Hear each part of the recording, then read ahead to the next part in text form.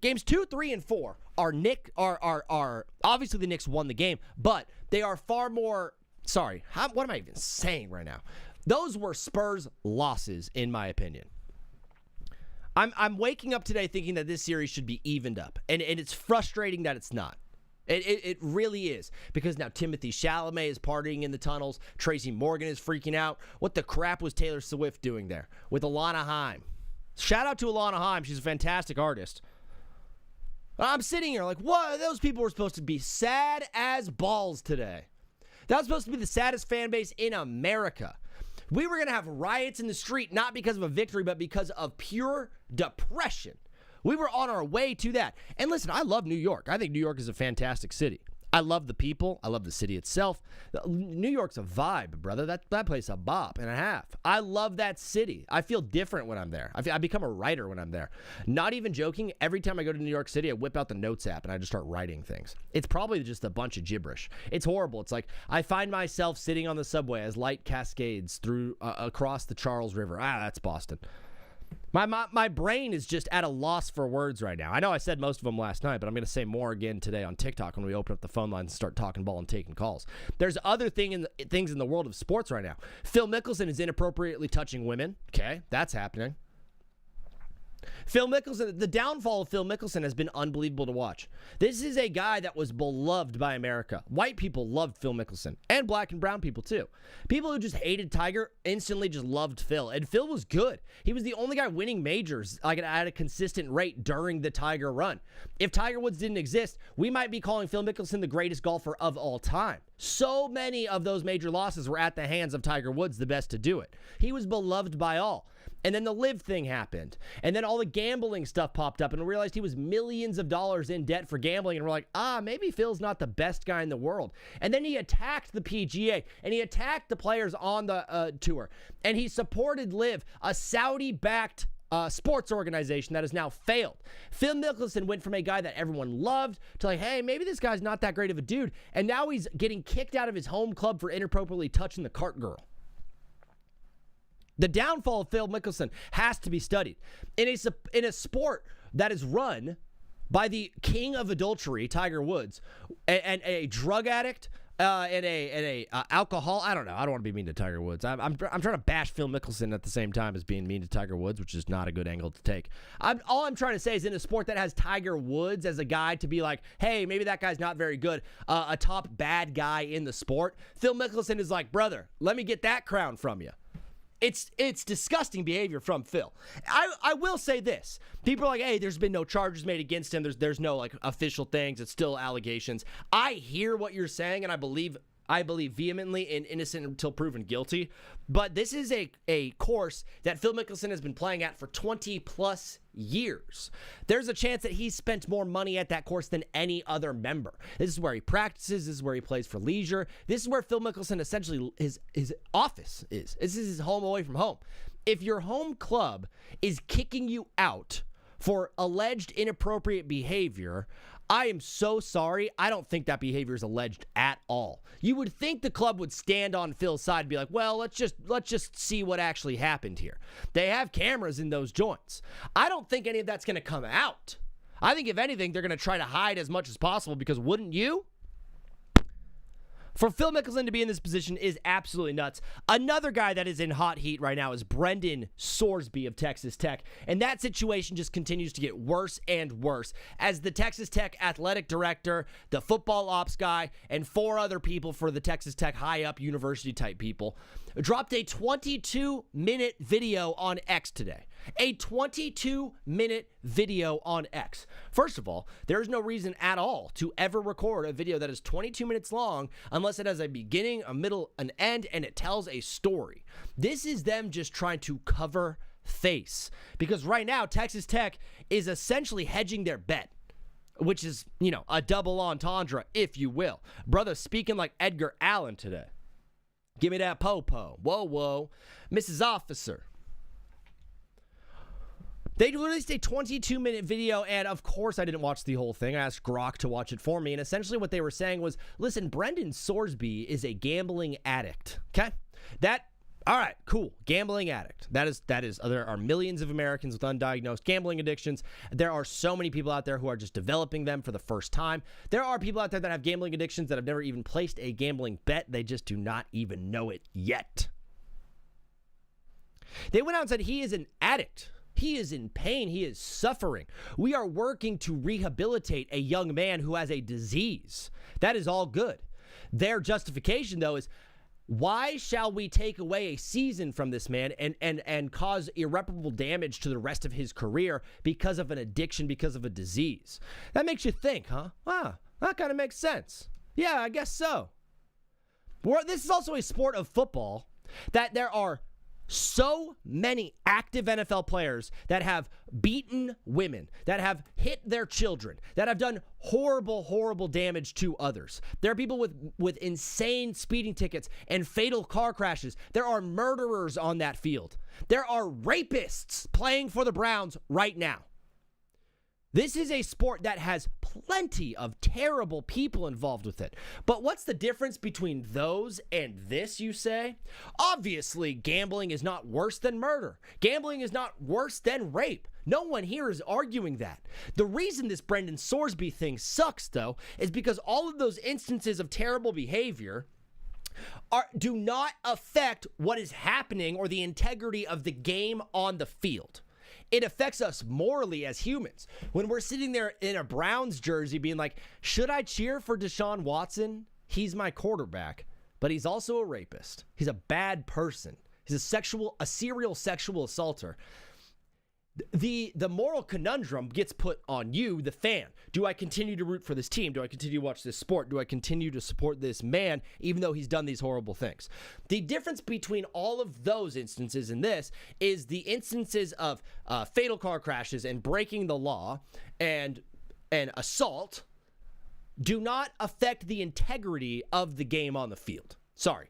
Nobody breaks a law and gets in a misdemeanor car accident, right? And with a fatality, whatever you want to call it, a manslaughter. That word is too harsh, right? Manslaughter. Doesn't manslaughter sound worse than murder? I know murder is a strong word with the double R's in there. Murder. And the hard D. Pause. Doesn't manslaughter sound a lot worse than murder? Manslaughter seems like dismemberment. I don't know. Vehicular manslaughter does not affect whether I think the wide receiver is dropping passes intentionally, right? Because you did a terrible thing off the field, that does not make me think that now you're going to start shaving points or throwing games. I watched the game because I believe that there's integrity to it. What is up, Oreo the Cat? When someone is gambling on the sport that they are playing and for the team that they are signed to, now the integrity of the game gets called into question. When Brendan Sorsby throws a pick and it looks egregious, I'm like, well, he's throwing the game. If I'm a fan for another team and I'm playing against Texas Tech, I'm like, I don't know if I'm going to get fair competition in this one. That is why the gambling issue should always warrant a massive, lofty suspension. And in some cases, a lifetime ban, like Pete Rose has gotten. My stomach hurts. I had a potato for breakfast. Like a baked potato with steak and eggs. And just, sometimes you're like, I'm so hungry, and you eat the biggest breakfast ever. Then right after, you're like, why did I do that? I'm a gluttonous fool. I'm a gluttonous fool for you. The Brendan Sorsby thing is bad because it calls into question the integrity of the sport that we're watching. And the only reason that we would ever stop watching the sport is if we think it's actually fixed. The joke around the NBA is like, this game is rigged, this game is fixed, blah, blah, blah. New York in 5 on purpose. Adam Silver wants this, yada, yada, yada. That is all conjecture, right? Terry Rozier was gambling on games and pulled himself early out of a game, calling into question the integrity of the game. That is why Terry Rozier has been suspended indefinitely, because it calls into question the actual integrity of the sport that we're watching. The preconceived notion that all sports fans sign up with when they turn on ESPN to watch the game is that we believe that both players on the team, whether one is outmanned or not, we believe that both are trying their hardest to win and that there is no fugazi stuff going on. 1 minute in, we get a corner kick from Canada. It goes low. Driving inside, they got the ball in the box still, and the team they're playing kicks it away. I don't know what team that is. Bosnia? Oh, what a egregious mistake. Oh, never mind. I don't know ball. The Texas Tech AD and the team and the coach, they released a 22-minute video today saying that this man is suffering from an addiction. And because it is an addiction, because it is a disease, and because he was never actively betting on the game that he was actually playing, he should not be suspended for a season. Brother, are you kidding me? The precedent that is being set right now is essentially them saying you can gamble on sports. You can gamble on college football if you play college football. It's just not chill if you gamble on your team. Wait. Actually, it's not chill if you gamble on your team, and you're playing in the game. If you're a red shirt, if you're just on the sideline, go ahead. That is the precedent that's being set right now. The response to the initial injunction from the NCAA was to suspend him for an entire season, thus the ending his career as a college athlete because he only has 1 year of eligibility left. The response from Texas Tech was to sue the NCAA, and essentially Brendan Sorsby brought the case to court and became an individual matter versus an organization. And of course, the court in Texas, in Lubbock, Texas, where 4 of the 5 judges on the appeals court were Texas Tech grads, decided, you know what? It's unfair that they're taking this season from Brendan Sorsby. He is trying to recover. We officially say that he is allowed to play. A court in Texas said that, not the NCAA, not Texas Tech. Obviously, Texas Tech is taking that as truth, as gospel, and saying, yeah, of course, let's do that. Yeah, he's going to play. Cool. The rest of the teams in the Big Ten are furious, or in the Big 12. They are furious about this situation. They have now said they might not play Texas Tech. They might boycott all of the games and just refuse to play against Texas Tech, meaning that every single game of the season for Texas Tech would be voided, and that team would basically get a year-long death penalty because no one will play them. That is where it was at with the other teams in the Big 12. They basically said, we're not going to play against Texas Tech. A fire has been lit underneath Brent Yormark, the athletic director, the AD or the director of the Big 12, the AD at Texas Tech. There is a massive, massive problem coming with this whole situation. And I think the result is going to be Brendan Sorsby not playing football this year. That is what I think the result has to be. You cannot have this looming over an entire conference. A conference that year after year only gets one team into the college football playoff because no one actually believes that conference is any good. Your best chance at that is Texas Tech because Texas Tech is legit good. They went to the playoff last year and got smoked by Oregon, but that team is still very, very good at football. Very rich, too. The situation here is not these schools saying like, well, they're so good, we don't want to play against a team. Let's just use this as an excuse to back out of these games. That is not what's happening here. And I refuse to believe that these teams are soft enough to be like, well, just because they're so good, we're not going to play them. What's happening here is them standing up for the integrity of the game of football. Y'all honestly don't believe Spurs in 7, like just give it up. Who's y'all? The situation right now is essentially Texas Tech is saying we have a court ruling that says Brendan Sorsby is allowed to play. And the NCAA has said no, he's not allowed to play. So they've appealed the court's decision. And of course, that ruling is set for February 17th of 2027, which is 3 days after the national championship game. You don't say. So right now, with the way that things are working, it looks like Brendan Sorsby is eligible to play football. The only thing standing in his way is the rest of the teams in college football. Not the NCAA, but the conference. This whole thing has set us up to realize the power in college football does not rely in the NCAA as a governing body anymore. The power in college football resides in the teams and in the conferences, not the NCAA. This is an organization that is soft and has no power and has lost all of the grip that they have. Everything from NIL to the transfer portal are not things that were granted by the NCAA to grow the game. Those were things that courts appealed for and essentially granted to the schools themselves, bypassing the NCAA. Which begs the question, why does the NCAA even exist in the first place? These schools are slowly realizing, hey, we don't need a governing body above us. We don't need someone coming down and ruling to us. We don't need an arch nemesis. We don't need an evil empire controlling all of college football. We got that. We have got that taken care of. The College Football Playoff Committee is not a part of the NCAA. That is an independent committee, literally called the College Football Playoff Committee. It is independent of the NCAA. Who makes the playoff is not determined by the governing body. Where players play is not determined by the governing body. Suspensions and the breaking of rules and the punishments thereafter are not determined by the governing body. So what does that governing body even do? And at this point, it's clear and it's obvious, they do nothing.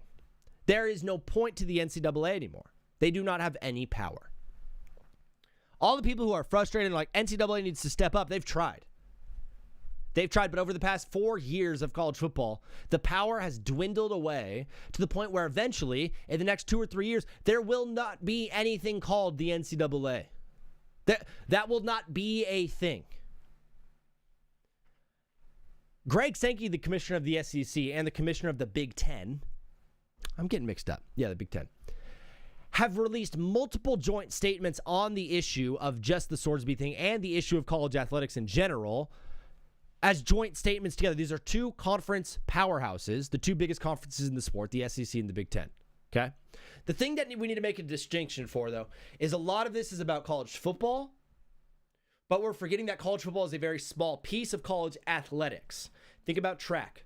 Okay? Think about gymnastics. Think about all of the sports in the Olympics that were like, hey, that sport's kind of silly. Hey, why are they jumping over things and then jumping into big things of water? Where did they get the water on the track? Shot put. There are far more sports outside of football. There are more athletes, college athletes, not playing football than there are college athletes playing football. The NCAA is in charge of ruling over all of them, okay? But we don't even call it the NCAA championship anymore. It is the College Football Playoff National Championship, brought to you by Verbo or ESPN. It's no longer an NCAA title. What has happened over the past few years in college football is the NCAA has lost all its power, and all of that power has transferred to the conferences. Think about Texas and Oklahoma leaving the Big 12 to go play in the SEC, okay? Just think of that, for example. If you were a governing body, you would say, absolutely not. They tried, and they're like, nah, we're going to do it anyways. All of the power has gone to the schools and the conferences. We are not far away from all of the conferences coming together and being like, hey, for football specifically, we're gonna do our own thing, and we're just gonna like separate entirely.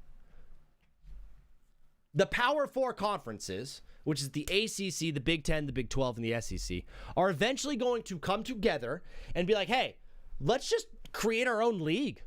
Let's just be our own thing. Why would we continue to be part of this organization that has no power anymore? They're right. They are right to do that. It does not make sense. What's happening in college football specifically, not college athletics as a whole, but college football specifically, is the power is now in the hands of the individuals that are playing the sport. They have removed power from the governing body above them, and they are focusing on what they need and what they want. The heart of this Brendan Sorsby issue, I know it's gambling, I know it's addiction, and I know it's bad, and I know it's really, really tough, and it calls into the question the integrity of the game. But the real issue here is not the fact that this kid was gambling on sports, okay? The real issue here is the fact that the NCAA has no more power, and they know it. They've already said, well, we suspended him for 2 games. Texas Tech has gone out and like, we are suspending Brendan Sorsby for 2 games. That is a self-inflicted punishment. Do you remember when Michigan got in trouble for cheating and for stealing plays with Connor Stallion? The NCAA didn't have any sort of injunction. There was no punishment levied on to Michigan for stealing signs with Connor Stallion in that from the NCAA. There was no punishment at all from the NCAA. The only punishment was a self-punishment that Sharon Moore was going to take 4 games off. That they punished themselves. Earlier, the season before Harbaugh left, the national championship season, he suspended himself for a game for buying a kid cheeseburgers. The punishments are no longer coming from the NCAA. They are coming from the schools themselves. NCAA will be dissolved by 2028. That's a good take, Oreo. That's a really good take. I really do think that's true.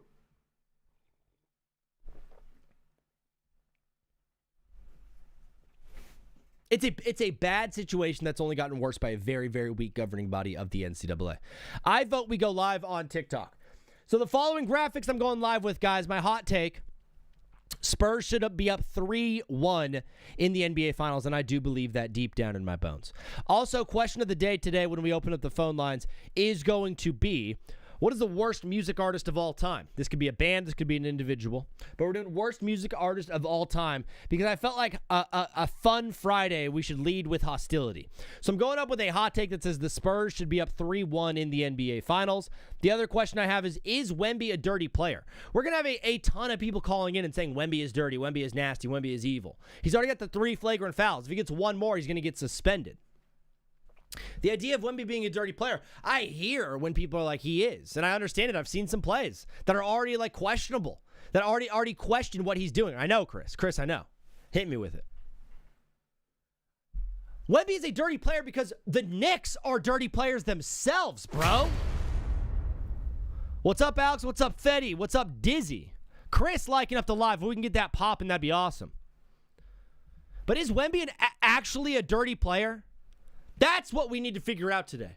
Because what I'm seeing is a 22-year-old kid that is getting absolutely frustrated with the way that the Knicks are treating him. They are pushing and shoving and pulling. Jose Alvarado tried to put a single leg on him, bro. Speaking of single leg, I got my picks for UFC 250 coming up later in the show. Another question we have today, is Mitch Johnson the dumbest coach of all time? This guy is absolutely horrible, but we're going to lead with the hot take so far of, I believe that the Spurs should be up 3-1 in the NBA Finals. World Cups goes to Austria. Let's go. I absolutely love it. Here's my reasoning behind the Spurs should be up 3-1 in the finals, okay? It's quite simple. Game 1 was a just through-and-through victory by the Knicks. That was a great game from the Knicks. The game plan was better. Wemby looked very, very tired in that Game 1. They did not look like the Spurs team that we saw against the Thunder. It felt like they expended all of their energy against the Thunder, and by the time they got to the finals, they had no gas left in the tank. Game 1 was a legit win for the Knicks. That was an unbelievable basketball game. Game 2, that's when Wemby threw the ball off of Castle's shoulder. They also had a double-digit lead in this game in the fourth quarter. Sorry, the Spurs have had a double-digit lead in every single game of the finals. They have been up at some point with 2 minutes left in every single game of the finals. Game 1 was a Knicks win. Game 2 was a Spurs choke job. Game 3, they obviously won, but they tried to choke that away. And then Game 4 was the ultimate choke job of all time. It was one of the worst coaching performances I've seen from an NBA head coach. Those are 2 chokes and 1 legit win for the Knicks. I legit, in my heart of hearts, believe that the Spurs should be up 3-1 in the NBA Finals. The fact that they're not shows me that this team is young, this team is inexperienced. The moment is too big for Wemby. The moment is too big for De'Aaron Fox. The moment is too big for Steph Castle. The moment is too big for Mitch Johnson. One of the worst coaching performances I have seen from a head coach of all time. This is a situation where every single game in the fourth quarter, your star player, Victor Wembanyama, looks absolutely gassed. Every single game, Wemby looks gassed out of his mind. Like he cannot play, like he cannot run any longer. The solution to a player getting gassed at the end of a game, I mean, I'll leave it up to you guys. What do? If your star player is running out of gas at the end of the game, maybe the solution just might be sit him a little bit longer. Yeah, I think that sounds right. Because you and I are smart and we're well educated. Spurs are clearly more talented but younger and inexperienced. Jim, it's not a bad take. Knicks are up 3-1 because they're built for it. That's the other part, Alex. In this statement that I'm saying, the Spurs should be up 3-1 in the finals, I am also ultimately saying the Knicks deserve to be up 3-1 because the Spurs are choking and the Knicks are taking advantage of that.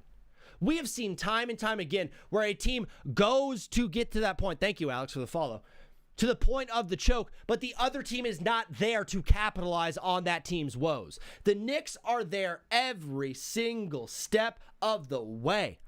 Every time this Spurs team is about to give up the lead, the Knicks are right there ready to take it from them. It is not a one-way road. This is a two-way street, brother. Just as bad as the Spurs have been in the fourth quarter and in the end of these games, just as good as the Knicks have been in these moments. Because the Knicks are not afraid. This core has been together for New York for 3+ years. I know it's a new head coach this year. Shoulda, coulda, woulda, all lived and didn't get it done house. Danny Buss, good take. Was that a rhyme, brother? First rhyme of the day? Who am I rooting for in the World Cup, Fetty? Are you kidding me? We're talking basketball, America. Jeez, bro. Look at this. I have a stat for you guys from Game 4, okay? And just from this finals in general. Teams that are down 20-plus points in the last 2 years of the postseason, at any point in the game. The rest of the league is 4-71 in the last 2 years when their team is down 20-plus points in the postseason. The Knicks are 5-3. This is not something new from New York. It's not like Mitch Johnson is sitting here today like, holy crap, I can't believe they caught back. Man, I can't believe this team found a way to get back to the game. He doesn't even talk close like that. He talks like Doc Rivers. I can't believe they made it back in the game. They've been doing this for many years, for multiple years now. This Knicks team has proven that whether you're up 20, whether you're up 30, it does not matter. The Knicks are going to make a comeback. The second stat of the day, analytically, we're up 3-0. Mr. Zero, I'm going to go even further. Analytically, the Spurs are the NBA champions so far. Congratulations, brother. The Spurs are the NBA Finals champions analytically. The other stat of the day, teams that are down 20-plus points in the fourth quarter in the history of the NBA Finals. Every single finals game. When a team is down 20-plus points in the fourth quarter, teams are 4-750 before Game 4. Now they are 5-750. That stat sounds bad. Flip it around. From the Spurs' perspective, when you have a 20-point lead in the fourth quarter, teams are 750-4. They're now 750-5. The Spurs have had a double-digit lead in every single game of the finals, yet they're down 2 games because Mitch Johnson is a terrible, terrible coach. The idea of like this Spurs team is young. I hear that. They're young. They're inexperienced. They need to get their heart broken. That is a take that every old head is having today, and yes, they look right. Michael Wilbon is on Get Up today being like, I said it from the beginning. I was so racist. This team needs to be humbled. You need to be humbled before you can win a title. And everyone's like, yeah, I don't know about this Victor Wembanyama guy, though. Like, maybe they don't have to. Turns out he's right, bro. Turns out he is 100% correct. And it's not just Wemby looking 22. It's not just Dylan Harper looking 10 years old. It's not De'Aaron Fox being an absolute rookie out there. It's also Mitch Johnson being 39, not being qualified to coach a team in the NBA Finals. I'm sorry. When there are names out there like Thibodeau or like D'Antoni or like a Michael Malone that are out there not coaching, you went and hired a guy internal because Greg Popovich, hot off a stroke, told you to do so. Mitch Johnson is not the answer. Wemby needs a secondary scorer, not Fox. I think that secondary scorer is Dylan Harper, bro. What if Game 1, Cavs, J.R. Smith and Spurs, Game 4, Fox trade places and both only play their last minute? I mean, it's a fantastic take. To compare that play to what happened last night was unbelievable. We're going to take some calls right now, guys. If you want to call into the show, the number is 213-352-5216. If you want to jump the line, follow on Twitch. What is up, brother? You are live on TBWZ Widescreen Radio. What's your name? Where are you calling in from? What's up, bro? My name is Mateen. I'm calling in from New York. Mateen from New York. First of all, just can you paint the picture for us in a minute or less? What was your experience in Game 4? Where were you watching? What was your thought at halftime? Funny enough, I was actually at this really famous sports bar here in New York, and cool. Bro, New York is going wild right now. What were the vibes at halftime? Was there hope and energy, or was it complete defeat? No, not at all. Everybody, I mean, I wouldn't say everybody because me and one of my cousins actually had faith, but I mean, every second you see that shot going up and going in, like the second it left the Spurs' fingertips, everybody thought it was nothing but net, you know? And then in the second half, they continued to shoot threes. That team shot 20% from the field. They couldn't make a thing, and you guys absolutely got lit on fire. So now take me in the last 2 minutes of that game. Where was your head at, and how crazy was that bar going? Dude, when I kid you not, bro, Yeah. it was almost as if like a switch was flipped. Yeah. Like, to talk about the third quarter, I don't think that we can really blame the coach's fault. I don't think the coach is telling players like Julian Champagny to take transition three with 17 seconds on the shot clock. We're not telling Victor Wembanyama, a 7'4" alien, to just sit at the 3-point line and get 3 offensive boards, kick it out, and still shoot a 3-point that's 5 feet behind the line. Like, as much as we want to say it's Mr. Johnson's fault or whatever his name is, you know what I'm talking about. You can't really put all the blame on him. I mean, he got them through the OKC. I mean, that was like the gauntlet run, going through the West is like a gauntlet. I just think that the Knicks are so well equipped and they're so well with their depth that every single player on any given night can show up and show out. That's the difference where with the Spurs, I mean, one night Victor Wembanyama or one half Victor Wembanyama is going to make every single shot. The next half, he doesn't do jack shit. You have Julian Champagny going 5 for 5 in the first half. Then the next second half, he's not taking a single shot. I mean, I think that's where the real reason for the Spurs' downfall is coming from. Mateen, it's a good take. Everyone was touting how much depth this team had, right? They were like, the Spurs' depth is crazy. It turns out New York has the depth. Brother, you called into the show. Did you have a hot take to give us before you go? The hot take for the day is Jalen Brunson will be a better point guard than Stephen Curry when it's all said and done. I absolutely love it, Mateen. Great answer, great take, great call. We do a question of the day on today's show. Today's question of the day is, who is the worst music artist of all time? Now, this could be a band or an individual, but I just want to get your take. Who is the worst musician out there? Logic. Logic first on the board from my friend Mateen. Brother, God bless you. Thank you for following the show. Can I get a bing bong on your way out? I love your show, bro. I love it. Give me a bing bong on the way out. Hey, yo. If you see me upstairs getting busy and these dogs are in your front yard, just know I'm going hard. Bing bong. Have a good one, my brother. Peace. What an unbelievable call from my guy Mateen to get us started, bro. Julian, thank you for the follow. Mr. Bigglesworth, thank you for the follow. Can I call in? Yes, you can. Guys, I got a bunch of callers lined up on today's show right now. If you want to jump the line, if you follow on Twitch and type your area code in on Twitch, I'll take your call right away. What is up, brother? You are live on TBWZ Widescreen Radio. What's your name? Where are you calling in from? I'm John. I'm calling in from LA. John from LA. I love it, brother. The only rule on the show is no cussing because I get in trouble. But John from LA, what do you got for the people today? Okay. I think when it's all said and done after this month ends, American sports, so it's like America specifically, this will go down as the greatest month for American sports in the 21st century.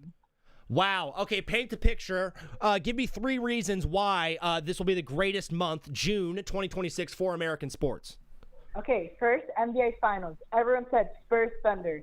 That was the real NBA Finals. Now we have the Knicks up 3-1. And the whole city of New York, one of the biggest cities in America, going crazy. Second reason, we have the World Cup here in America for the first time since the 90s. I love it. And then a third point. Can you make one? I think if we're talking about the biggest sport in America, it's the NFL, right? Yeah, and we had football. one of the biggest trades in NFL history, or at least in the 21st century, with the Myles Garrett trade. John, it's an unbelievable take. I absolutely love it, brother. I have one question for you before we get to the question of the day. Is Victor Wembanyama a dirty player, John? I mean, I think he is, but I think also if you're not playing dirty, you ain't really trying. John, it's an unbelievable take. My brother from SoCal, I'm a guy over here. I'm in Orange County. You're up in LA, a SoCal brother. Before you go, question of the day, who is the worst music artist of all time? I don't know if you know him, Lil Mabu. What are you saying? Are you calling me Unk? You think I don't know Lil Mabu? Yeah, I'm calling you Unk. Brother, get out of here! Okay, John, I love you, brother. God bless. We'll see you later, bro. Just has dirty moments. Sakiti B. Lawson is getting on this Wemby dirty thing. The Wemby being a dirty player thing, can he be just a frustrated player? Does that make any sense? Can he be being egged on and then just be 22 and eventually like get so frustrated he throws an elbow? Does that mean he's dirty? Does that make any sense? What is up, brother? You are live on TBWZ Widescreen Radio. What's your name? Where are you calling in from? It's Mike from Jersey. How you doing? Mike from Jersey back on the show. Came in with some heat the other day. Mike, what do you got for the people today, bro? Obviously a crazy game. I think this really came down to coaching. There's a couple of adjustments that I don't think people realize that were made. Mike Brown inserting Landry Shamet on the final possession allowed OG Anunoby to be the inbounder. The main inbounder for the New York Knicks has been and always will be Josh Hart, but because it was the final possession and they needed a bucket for offense-defense, they inserted Shamet and took out Josh Hart, which made Anunoby the inbounder. So obviously that tip never happens without that happening. Mm-hmm. Also, Mitch Johnson, I understand people saying, oh, like it's not the coach didn't tell him to jack up 8 threes, but the coach can call timeout and tell you to stop doing that. The Knicks went on a 4-0 run, which is nothing, so you're still up by 25, and you go 0 for 8 from 3. I mean, to me, that's just inexperience and bad coaching. And Harrison Barnes being a DNP to me, I don't love it, because when you see the Knicks starting to come back, I think that's a guy you got to insert, especially at least to be the intbounder on the final possession, because that play they ran was perfect. Castle was open. That was going to be a layup and a dagger. But Dylan Harper being your inbounder to me didn't make sense. I mean, Steph Castle was wide open on that play, and of course, Cat tips the ball because they put a good defender on him. I think the Harrison Barnes take is a great take, specifically because all series long, and even with the Thunder series, we're like, hey, Wemby's getting really, really tired really, really early. He needs to rest more, and instead Mitch Johnson put him out there for 44 minutes. Like, why not give Cornette more than a minute on the floor? Why not even run Plumlee for like a minute or two just to give the guy a break? Yeah, and even when he decided to take him out, it was a 15-point game, and I'm like, now you're taking him out when the Knicks go on a run? You might as well just leave him in. But yeah, I don't think Barnes would have been a huge difference in the game, but I think to at least inbound that final possession, because it's a veteran, not a 20-year-old rookie who's one of the smallest guys on your team. I could not believe that he was the inbounder for that play. You put a rookie on the floor right there, surrounded by Knicks fans, courtside. Ben Stiller's filming a documentary in his face. It was such a series of bad moves from Mitch Johnson. Now, where my head goes with it, and the reason I'm like, can the Spurs make it a series is like, how many times can a team actually choke in a playoff series? Like, we saw 3 chokes. Like, are we gonna see a 4th? Like, really? I really think they're just lost when it comes into crunch time. Because De'Aaron Fox is supposed to be the veteran, and obviously he made his mistakes, not dribbling out the clock and shooting poorly in the fourth quarter. They really don't have anyone to turn to, because Wemby, as great as he is, he should be at the rim. Him forcing jumpers, I don't think is their best offense. So you're really relying on Castle and Fox, and they're just kind of lost on where to go in crunch time. And I think Mitch Johnson, as poorly coached of a game that was, it was a perfectly drawn up end of the game play. They just didn't execute it, because I believe that Dylan Harper being the inbounder is what screwed that up. Not only is it a 20-year-old rookie, what's he, 6'4"? Yeah, not the tallest guy out there. To make your point even more valid, in the second half, they shot 17 threes, and they shot 22 times from in front of the arc. So you got the tallest guy in the world, and you're only putting up 22 shots from inside the arc. Is absolutely wild. Mike, before you go, question of the day today is, who is the worst music artist of all time or band? Worst music artist or band of all time? Who do you hate? Oh, I'm going to get hate with this, but Bad Bunny. That halftime show was rough. I love it. A true American, brother. Mike, unbelievable stuff. Thanks for calling. We'll talk soon. Talk soon. Appreciate it. There's magnets in the rim. Mill2 Swag says there's magnets in the rim. What is up, brother? You are live on TBWZ Widescreen Radio. What's your name? Where are you calling in from? Blake. Blake, Colorado. my guy from Arizona? No, Colorado now. Blake from Colorado now. Brother, you're calling into the show. What do you got for the people today, Blake? During the game, I checked when it was halftime. I checked it. Okay. Spurs had like a 30-point lead, and when I checked the fourth quarter, it was like 1-point game. What happened, Blake? From your perspective as a Spurs fan and a guy who knows hoops pretty well, what happened in this game to where the Spurs gave up the lead? I have no clue. I think it might be like, we can't blame it all on Mitch Johnson. We could blame some on the defense. Sure. How much blame are you putting on Victor Wembanyama? Huh? How much blame? Let's say if you had 100 blame, like it was a pie chart, right? And you have like 25% blame to Mitch Johnson, 30% whatever. How much blame of the pie chart are you putting on Victor Wembanyama? Out of 100? Yeah, out of 100 blames. I would say 30. 30 blames? I'll give Mitch Johnson 32. All right, so you got 60 blames. You have 40 blame left. How much goes to De'Aaron Fox? All of it. All the rest. So 40 blames to De'Aaron Fox, 30 to Mitch, and 30 to Wemby? Yes. Like, I don't blame Wemby, but also I could blame him a little bit. And I think it was our defense coach. I don't know his name, but Your defensive coordinator. Yeah, I don't know his name. But Blake, do you think you would be a good defensive coordinator for an NBA basketball? All right, he hung up. He just didn't want to answer that question. We're doing blame charts on today's show. If you guys want to call in with, all right, here's Blake again. Blake, why'd you hang up? I actually picked up a call. My bad. Who was calling you? Just a friend. Nice. A lady friend or boyfriend? No, just a regular friend. Regular old friend. So, Blake, if you were the coach of the Spurs, do you think you would have done a better job than Mitch Johnson? I think so. Yeah. I think the best coach of all time is Popovich. Wow, better than Phil Jackson? Yeah, I know he coached Michael Jordan, but like... Yeah, and Kobe. Yeah, I just feel like Popovich, I don't know, he was a good coach. Blake, it's a great take. I absolutely love it, brother. I'm hurting for you as a Spurs fan today, but hopefully you guys can turn this around. Do you think that the Spurs can still make it a 7-game series and win the championship? Yeah, if they rest would be a little bit more. They could put Plumlee in and that other long hair person. Yeah, Kelly Olynyk. Blake, It's a great take. Can you just say this directly to Mitch Johnson as if he's on the phone right now? Say, Mitch, you need to play Mason Plumlee more? You need to play Plumlee more. Blake, it's a great take. Before you go, brother, today's question of the day: who's the worst music artist or band of all time? Taylor Swift.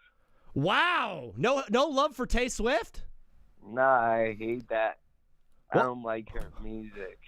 None of it? Not even like, you're on the phone with your girlfriend, she's upset? No. All right.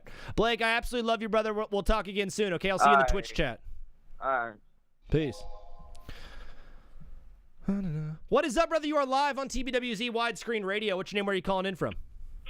It's Cheyenne. I'm calling in for Virginia. Nice. Can you spell the name for me real quick? Chyanne. CHY. Oh, Cheyenne from Virginia. You're calling into the TBWZ hotline today. What do you got for the people, Cheyenne?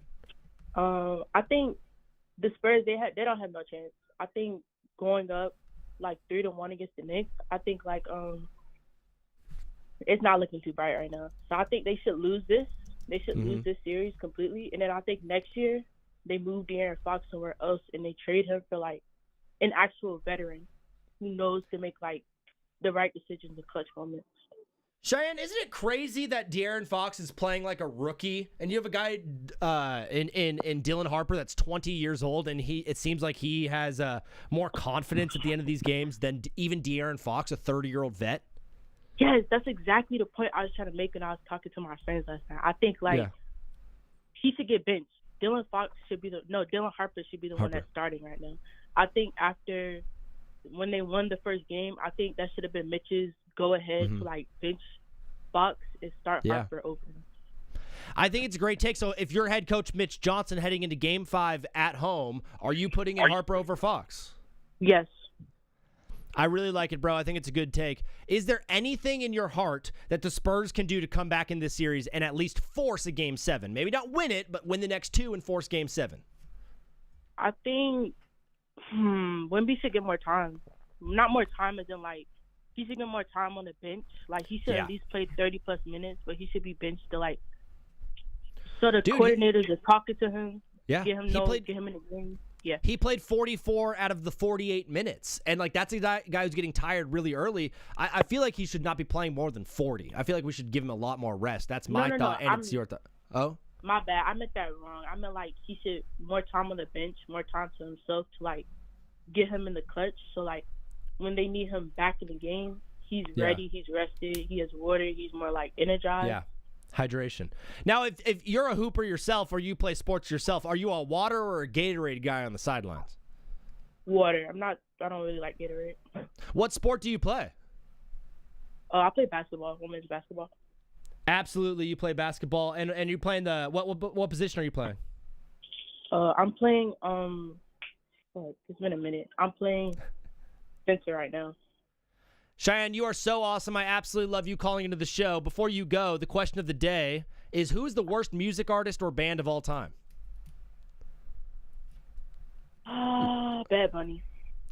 Oh, a second vote for Bad Bunny. Cheyenne from Virginia, God bless you. Thank you for calling in the show. We'll talk soon, okay? Okay. Yo, Mr. Yuppie with the follow on Twitch. Are you kidding me, bro? Let's get after it, dog. Hit me with it. Hey! Big Twitch follow. Mr. Juppy, what's your area code? I'll take your call up next here. If you follow on Twitch, you instantly get to jump the line, and I'll take your call. So just let me know your area code, so then when you call in, I can accept the call right away, and I know who's calling. Jacob Tyler W., thank you for the follow on TikTok. 513, absolutely, Mr. Yuppie. Call into the show, and I got you up next. Just no cussing if you guys call into the show. That's my only rule. And then the other rule is be ready to rock with a take. And then the question of the day today is, who's the worst music artist or band, in your opinion? What is up, brother? You are live on TBWZ Widescreen Radio. What's your name? Where are you calling in from?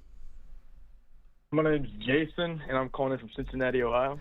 Jason from OHIO. Brother, I was in Cincy last summer. I had a beautiful day. I had Skyline Chili at a 5-way, and then I went to a Reds game. Is that the best day in Ohio?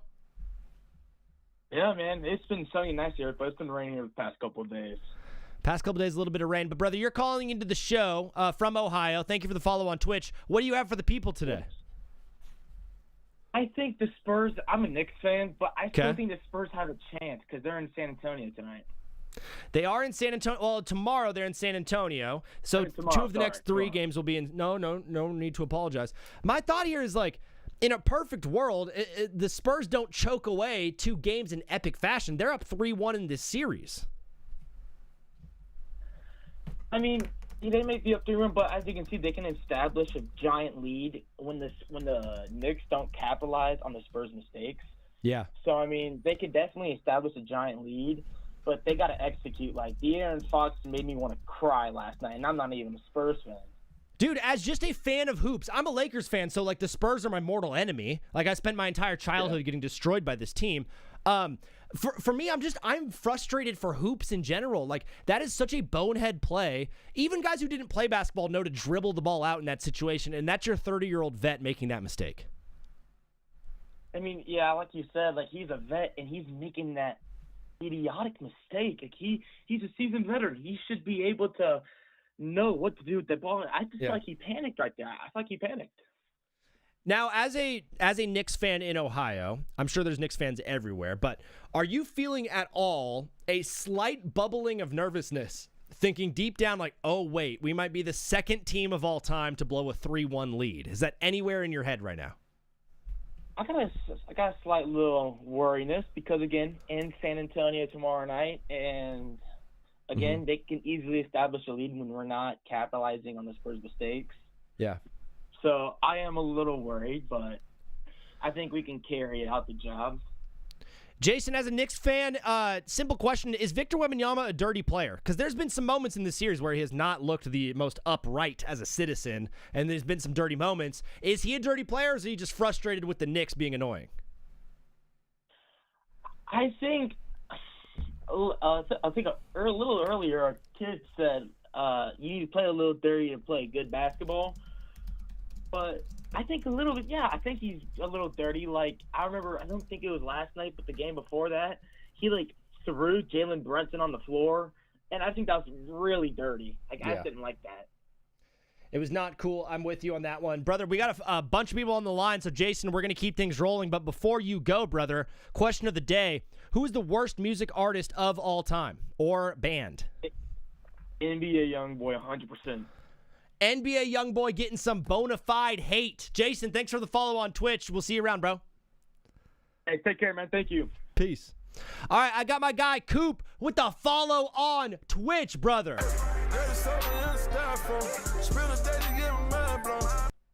I got Nick coming up on the stream. Yes, sir. Thank you, Trey. I got Nick, and then I got Swaggy, and then that third line is open. Who wants to get that third spot on TBWZ Widescreen Radio?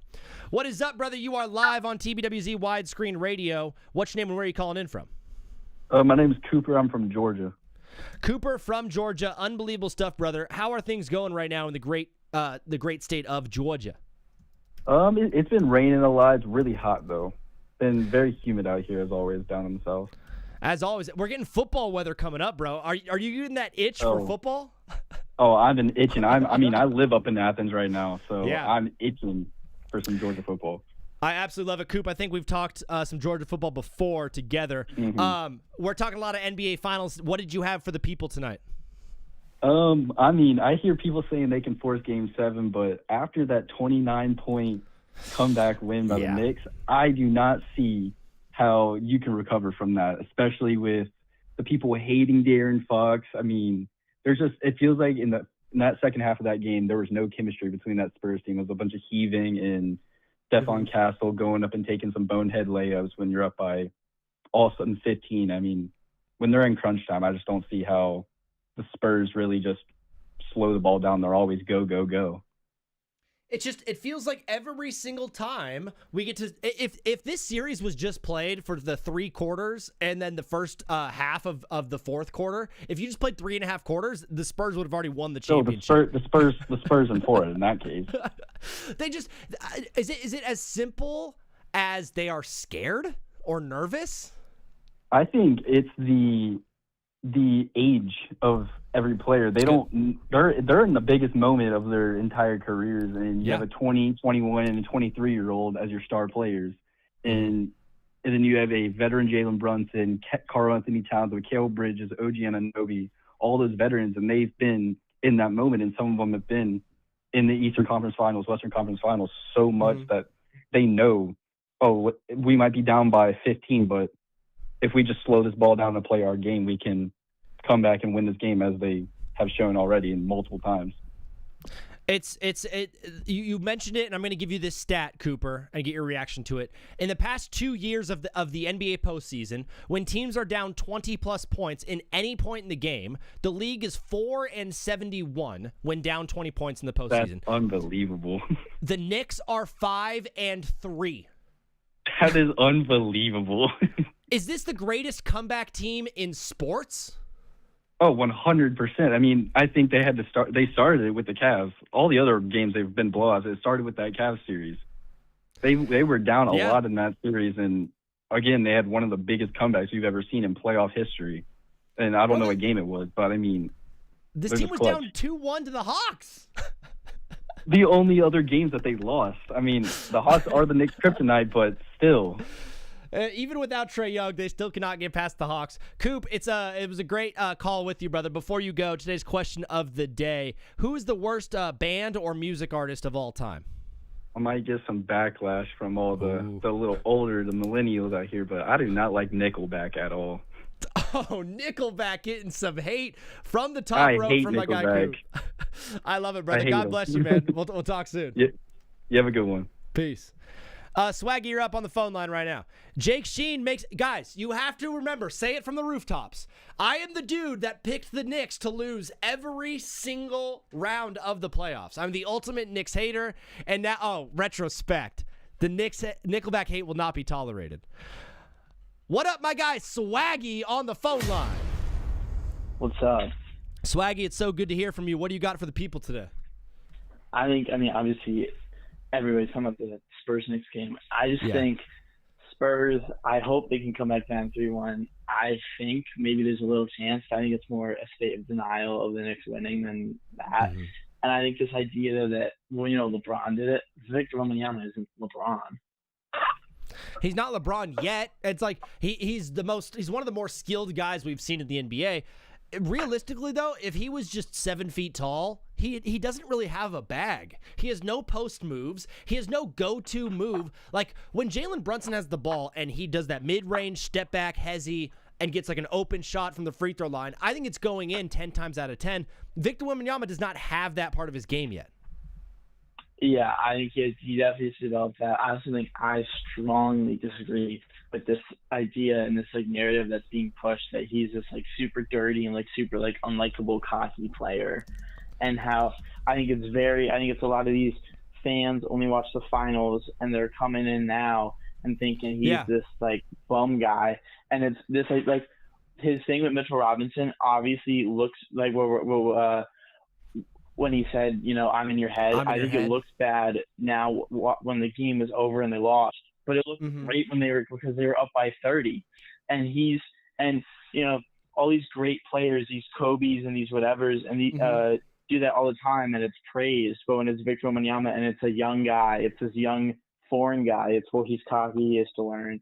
And I think it's from these older fans who only watch the finals and are and it's from this group that's like, the NBA isn't good anymore and they can't play any defense, and it's because they only watch the finals and they're watching it because the Knicks is always coming from the old heads and the of the world, and it makes a lot of sense. My guy Justice Neck in the Twitch chat said OG Anunoby needs to be the Finals MVP. How do you feel about that take about OG being the Finals MVP? I could see it because he made the big play in the last game and he's been consistent, but I just think as a big Brunson hater, I think he should be it because he's mid until the last quarter, but that's the best quarter to be good in. So well, we did this a few shows ago. We did the "Is Jalen Brunson even a top 10 player in the league?" show, and a bunch of people were like, "Well, actually, when you think about it, he's not even top 10." I've said all year I've been a Brunson hater, and I don't really know why. I just don't like something about him, and I think he has to be after this. If they do end up winning, I think he has to be. I also think though, if any fan base, if any team deserves to blow a 3-1 lead, it's the Knicks fans. They've been because they don't know how to act if they're winning, and it's really and the fake celebrity fans. Obviously, there's real ones like Ben Stiller and Timothée Chalamet, but when they have the Haim sisters who are big LA people and Taylor Swift going, I think it's ridiculous. Dave Portnoy had a great take on Twitter. How many of those courtside Knicks fans would be at a courtside Lakers finals game in Lakers gear? Probably 90% of them. Yeah. And and obviously it's cool to be New York because New York's the best city in America, probably the world, and it's whatever. But it's I don't know. I don't even think the Knicks. Obviously, I think the most exciting thing about the Knicks is the atmosphere about them. I don't know how exciting Karl-Anthony Towns actually is, or OG Anunoby actually is as a player. Jalen Brunson's fun to watch when you're 5'8" and think you can do something. Yeah. But I don't know how actually. I think it's just FOMO of I gotta go be a Knicks fan. Yeah, if this exact team was playing for the Orlando Magic, nobody would care. No. Swaggy, it's a great take. I love you calling into the show and supporting TBWZ. Before you go, question of the day: who's the worst band or music artist of all time?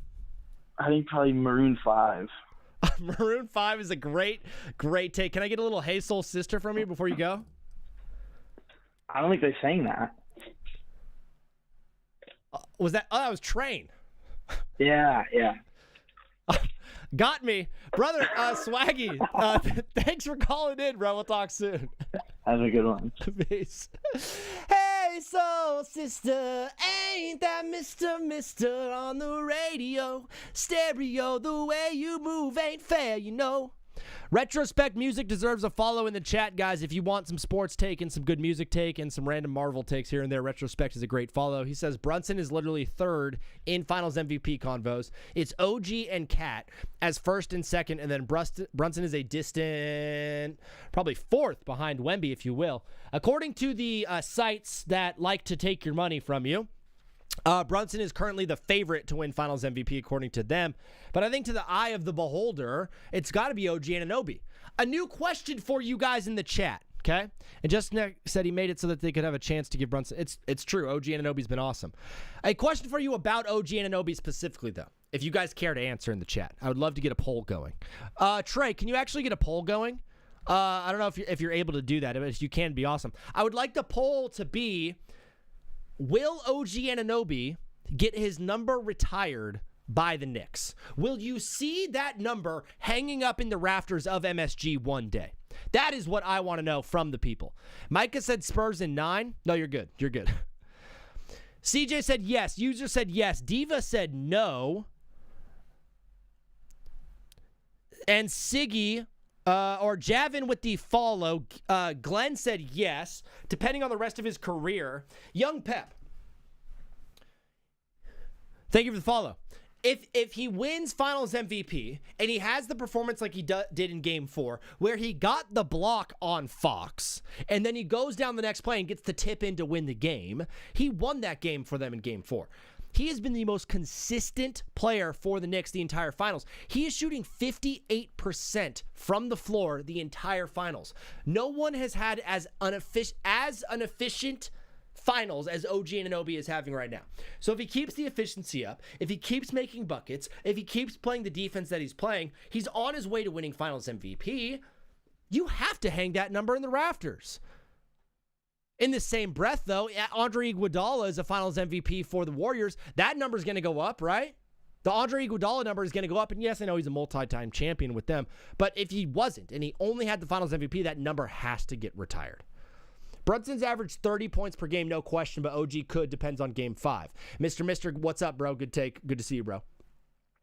Young Pep said, I'm a New York sports everything. I just feel like just because of how long it's been, yes. The crazy part about the OG Anunoby thing for me personally is this is a guy that about a year ago, we were discussing, should they keep Hartenstein and trade away OG Anunoby, or are they going to keep OG and get rid of Hartenstein? This was a guy that we didn't know if they were going to keep, right? Karl Towns was the guy that we were keeping. Brunson was a guy that we were keeping. We didn't know, and I say we, I hate saying that. The Knicks did not know if OG fit into the future plans for this team. And now it's like clear and obvious that OG is absolutely him. This team would not be where they're at right now if they did not have OG Anunoby. Even though they went down 1,000,000 points in the first half of the game, the only guy that was still consistently making buckets was OG himself. Young Pep back in the chat. I'm just saying it's got to be an overall career overview. It's like Trent Grisham with the Yankees. That's actually a really good take. Trent Grisham's a really cool comparison, actually. I just think if you win Finals MVP for a team, you're instantly in. What is up, brother? You are live on TBWZ Widescreen Radio. What's the name? Where are you calling from? Yo, what's going on? I'm Noah from Queens. Noah from Queens. Unbelievable stuff, brother. Calling into today's show. I assume you're a Knicks fan? Oh, yeah. So, brother, can you paint the picture for me? Where were you watching Game 4, and what were you doing at halftime when you guys were down 27? I've been at home for any games I didn't go to. I've been at home, so I was home for all the finals to watch the game with my family and my friends.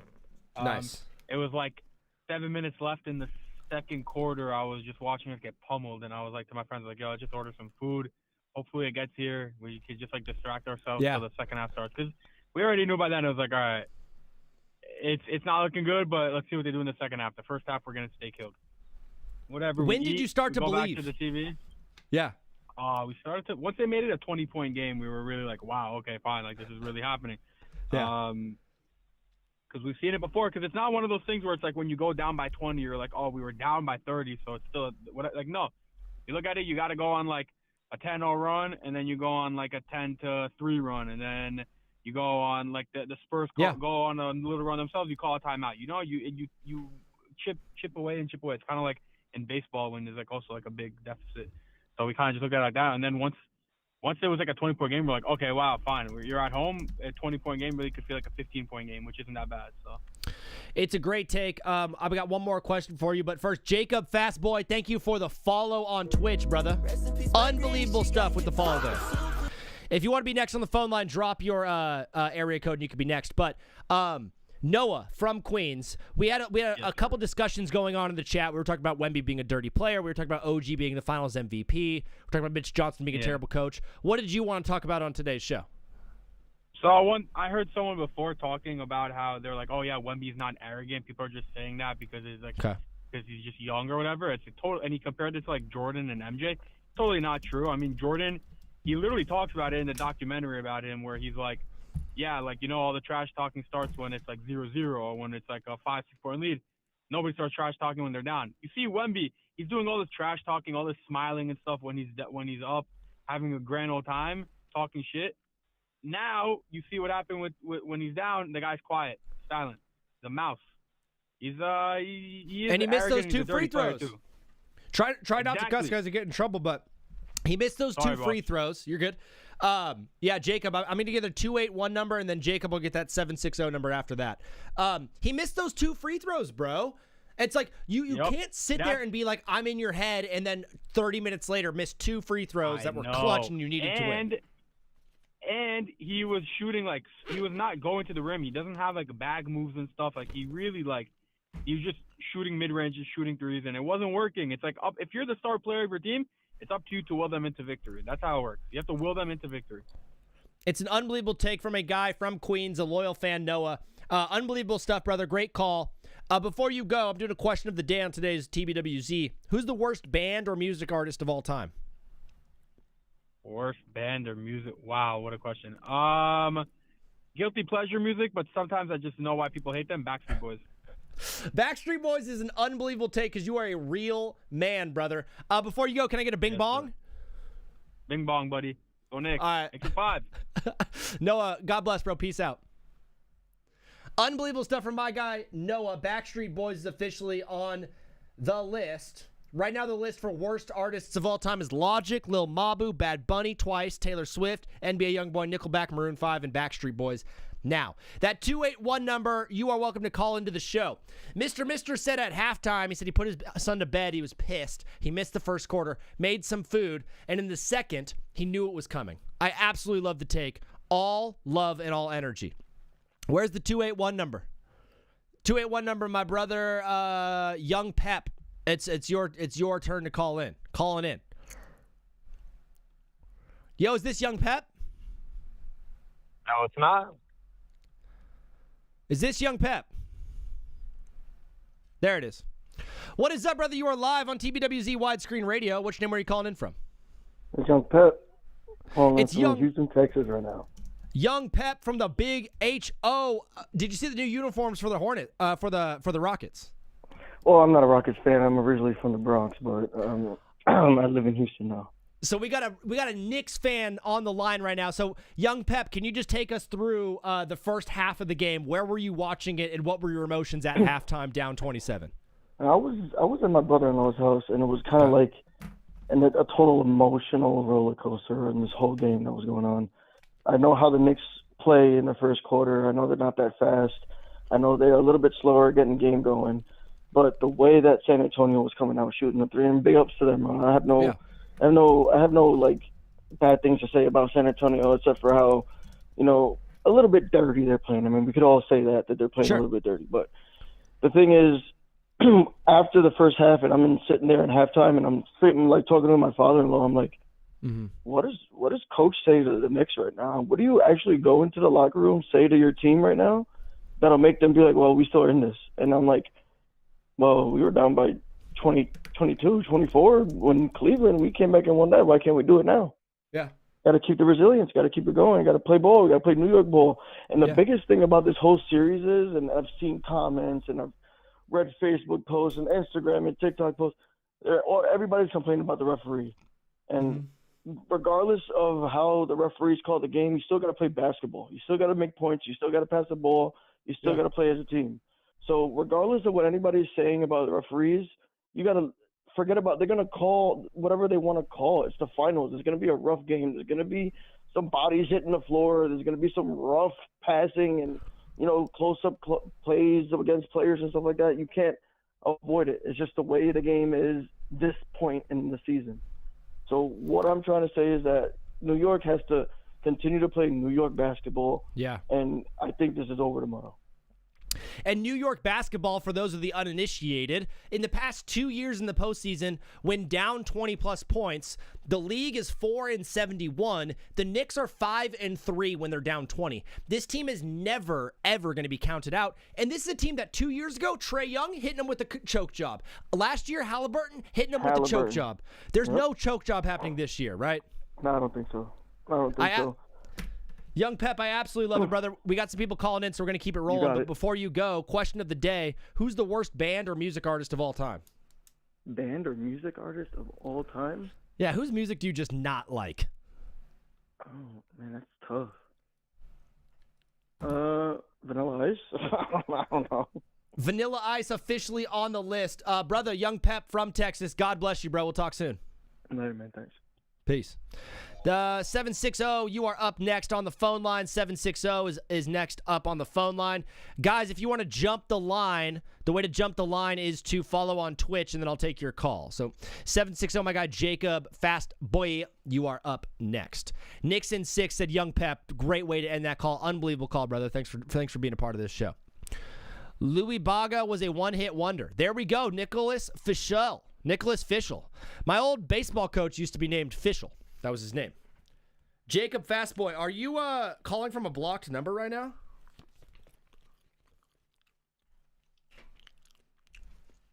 Sorry, guys, get my fruit in so I can keep going. Knicks only need one more. Highly unlikely, said Maori Mamba. There he is. Yo, is this my boy Jacob? Hi, yeah, it is. How you doing, man? Jacob, unbelievable. Where are you calling in from? Well, I'm from California, but I'm calling in from Tennessee.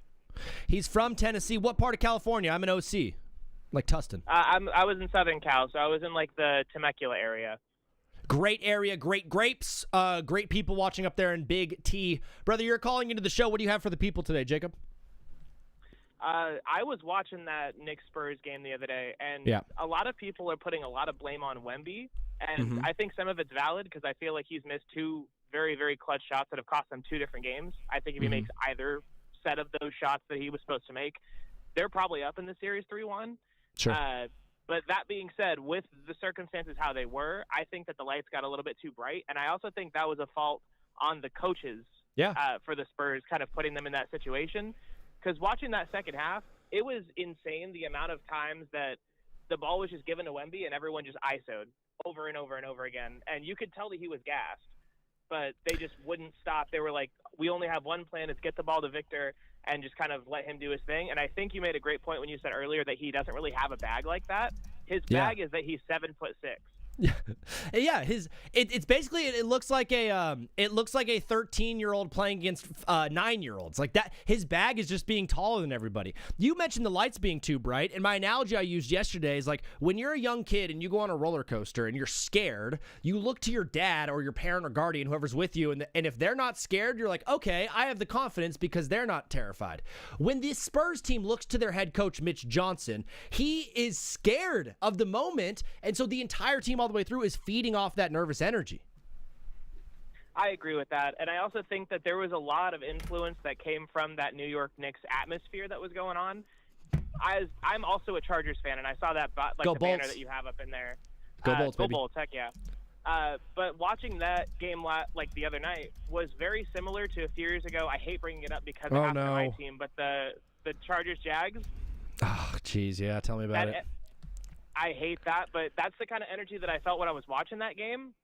Like, especially if they started to creep up. As soon as they were down by 20, I was like, oh, I know how this feels. I've been there. But also, I think that there was so much in terms of just like that arena was going nuts to the point where the cameras were shaking and it was awesome. But like, I'm also a Lakers fan, like very similar to the vibes that you got right now. Love it. But watching the Spurs, I was rooting for them because I wanted them to beat the Thunder. Mm-hmm. But then watching these Knicks play, especially with the stat that you brought up, they're 5-3 when they've been down by 20.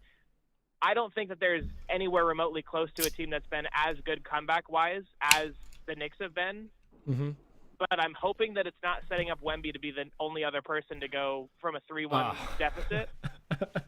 And I could see it going there if they calm down.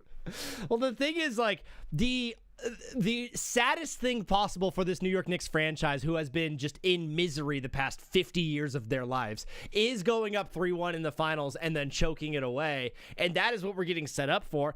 Now, the idea that I had in my head was like, can a team really choke away a game 4 times in a single series? Because they already have choked 3 times. So is that 4th one even possible? With the fact that they have no leadership at the top, I think it is for this Spurs team. So I don't know, brother. It's tough, but you mentioned it. This is the comeback team. I think there's a lot of very good players that are on the Spurs. I think that De'Aaron Fox just made like a really boneheaded move. I think Dylan Harper's probably going to see more minutes in the next game that they play. Honestly, I would probably start Dylan Harper because he's been very good. Yeah. But if the whole second half strategy is just get the ball to Wemby and let him do whatever he wants, they're going to lose again. And it's probably a good thing that they're not in New York, because if I were Wemby, if I had the guy who played Paul Atreides screaming in my face, I'm probably just calling it. I think that I'm probably done if I got Chalamet screaming that I'm like the villain. But Wemby in this series has kind of shown me, and he kind of said it, that like someone asked him if he could be the villain in New York, and he was like, I can, but not to the level of Trae Young. And I agree, because Trae Young can beat them. It's a good take, I don't bro. think that Wemby can do that by himself. It's a good take. He's 22 years old, and Lisan Al-Gaib is screaming in his face, and Kylie Jenner sitting right next to him giving the batty eyes. It is a tough situation for the young kid, but, brother, unbelievable call from you, Jacob. Thanks for being a part of this show, bro. Before you go, today's question of the day on TBWZ Widescreen Radio is, who is the worst band or music artist of all time? I was thinking about that while I was listening to the other people. My answer is going to be Kid Rock. Kid Rock is a fantastic take. His music absolutely sucks. Jacob, God bless you, bro. Thanks for calling. We'll talk soon. Thanks, brother. Have a good one. Peace. Ethan, Bosnia is beating Canada right now. The goalie is down, it looks like, for Bosnia in this match. Swaggy with the take of the day. Analytically, right now, this series is tied between the Cavs and the Thunder 2-2. What a take! What is up, brother? You are live on TBWZ Widescreen Radio. What's your name? Where are you calling in from? It's Thomas, your NBA analyzer from the other night. It's Thomas, my official TBWZ NBA analyst. I think analyst. I think we'll use that word. Analyzer, same thing. We'll analyzer, breathalyzer. Thomas, you are on the phone right now. What do you got for the people? Analyze for us. Oh, that was a choke job. It's a great analysis. Thanks for calling in. I got you, hey. Bro, it was an unbelievable choke job. Question for you off the top of the head. What's worse, the 28-3 in the Super Bowl or that game last night? That game last night is the worst thing I think I've ever watched in sports history. As a Knicks fan, I mean, I was in shambles. Even when we were up, I was in shambles. I didn't know what to think. It just seemed too good to be true. You are a Knicks fan, and most Knicks fans are, how do I put this, bad people. You seem like a good guy because you love TBWZ. Is there any part of you that just felt bad for San Antonio or like the fans of that? Okay. No. Okay. I mean, as a Knicks fan, I soaked it all. I'm not gonna feel bad. But watching this team come back from so many 20-point leads. Yeah. A 30-point lead. I was watching it downstairs, and I went upstairs and just turned on my computer and played a game for a little bit to try to calm myself down. I get pretty rowdy. And upset. But the 30-point lead is impossible. Oh, yeah. So you were watching the game at halftime. You went upstairs to play a couple of games to get your mind off of it, and you kind of turned it off. Were you just following along, and then at what point did you come back to the game? No, it was always on. It was just muted on my computer next to me. And I looked over, and then I turned the volume back on. I think it was a 20-point lead at this point. And then I heard Mike Breen say suddenly it's 16 or something like that. And I was like, okay, I'm gonna put the game down now. I'm gonna focus. Now, my friend Jacob, who was just on the phone line, had a great take to chat. He said Brunson is most likely going to win Finals MVP, but you being an analyst of the NBA for us on TBWZ, do you think it should be Brunson, or is there a chance it goes to OG Anunoby? Gosh, OG, come on now. Mm-hmm. So it's the Now, OG. if he wins Finals MVP, is his number getting retired? Is it getting hung up in the rafters of MSG? That's a tough one. I don't know about that. It's great analysis from my guy Thomas. Brother, unbelievable stuff. Before you go, brother, question of the day is, who's the worst music artist or band of all time? I'm going to have to go with Meghan Trainor. She's absolute buns. Meghan Trainor is buns, according to our official NBA insider and analysis, Thomas. Brother, thank you for calling. God bless. We'll talk soon. God bless. Peace. That's my guy right there with some Meghan Trainor hate. What song does she have? Does she have the Receipt song? Does that mean, or Cell Phone? Call it on my cell phone. No, I think I was singing, that's Cyclone. She got it moving like a cyclone. Baby, wanna make it all night long. Krabby Cogs, thank you for the follow on Twitch, brother. I see a statue for Anunoby. Wow. A statue for the moment? Should we get a tip-in statue for Anunoby? I feel like this. I think if OG Anunoby's getting a statue, can we get one for Landry Shamet? What is up, brother? You are live on TBWZ Widescreen Radio. What's your name? Where are you calling from? Hey, it's Bryant from SoCal. My guy Bryant from SoCal. Before you start talking, Bryant, I have very good news. You are in a very good position to win our TBWZ Widescreen Radio NBA Finals contest. No, I'm telling you, I watch ball. I was feeling it. You watch ball. We did a contest at the beginning of the finals. So, guys, if you want to be a part of these moving forward, hit the follow button. But Bryant from SoCal had the Knicks in 5. And then you had your MVP as Karl Anthony Towns. How are you feeling about Cat being MVP? Is that still possible for you, Bryant? I feel like in the first 3 games it was, but then Jalen Brunson stopped giving him the ball in the fourth quarter. Like, it feels like Jalen Brunson. I feel like Game 4, the game that they lost, because Jalen Brunson was trying to hunt for Finals MVP, and that messed up my Cat team. It did a little bit, but there are still a couple games to play. Do you think Game 5 is the last game of this series as Canada, oh my gosh, just missed a goal? Do you think Game 5 is the last game, or are they going to force 6 or 7? I think Game 5 is the last game. It has to be. In San Antonio, heartbreak for the Spurs. Brother, a quick one for you, as a guy who watches ball and knows ball pretty well. Is Victor Wembanyama actually a dirty player, or is he just a 22-year-old who's very frustrated with the Knicks putting on single legs on him? I don't think he's a dirty player. I really don't think Wemby's a dirty player. I feel like it goes both ways, because there's times where the Knicks do a lot of dirty stuff too. Like, it's not just as one-sided as people are talking about. Mm-hmm. I agree with you. Like, the Knicks are pushing his buttons, and, you know, his cortisol is spiking. He's 22 years old. He's getting frustrated out there. And he missed those 2 big free throws. Is there a chance the moment is too big for Victor Wembanyama right now? I think it could be that. But I think most of it has to do with the coaching. I feel like they should have, like, the inbound play they called was good, but I feel like it shouldn't have been Harper passing the ball. It should have been somebody else. Yeah, and then the decision to not guard the inbound the play before. It's bad coaching from Mitch Johnson. He seems scared and terrified out there. As a guy who knows ball and one of our official TBWZ NBA analysts, officially Bryant, congratulations, is Mitch Johnson on the hot seat for next season? I don't think so. I don't think he's on the hot seat yet, but I think there are going to be some discussions. Discussions officially from our guy Bryant from SoCal. Brother, unbelievable stuff. Before you go, today's question of the day is, who's the worst band or music artist of all time? Easily, I'm going Taylor Swift. Taylor Swift now has 2 votes. Brother Bryant, thank you for calling in. God bless. We'll talk soon. Have a good day. Peace. I think frustration is there. I don't think he's dirty, though. The question about Wemby being dirty, let me just cook this one for you guys real quick, okay? I think you could be a dirty player, but not be – I think you could do dirty things on a court, but not be a dirty player. Does that make any sense at all? What I see is a guy who's getting very, very frustrated. Because if you watch the game, watch the amount of times that Wemby is hooked, or Wemby is pulled, or his arm is yanked down, or his jersey is pulled, or guys like Jose Alvarado are literally putting a single leg on him and trying to take him down. Wemby is not a dirty player. Wemby is overreacting with a fast and quick temper to what the Knicks are doing to push his buttons. I don't think that the Naz Reid elbow was obviously a dirty play. Okay, so we're not gonna just mistake that one. That was a dirty play. The thing that frustrates me most with Victor Wembanyama right now is the fact that he's gassed at the end of this game. The easiest thing that you can control is your cardio.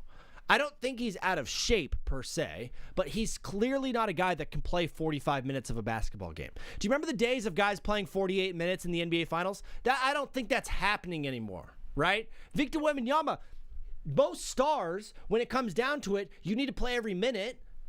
He can't do that. The biggest issue is his cardio. But realistically, what's happening is the Knicks are getting underneath his skin. They're pushing his buttons. They are frustrating him to the point where he is lashing out. He is not wise enough in his emotion and calm enough. Bro, got to hang out with the monks a little bit more this offseason, brother. Hanging out with the monks. The monks don't have an offensive bag.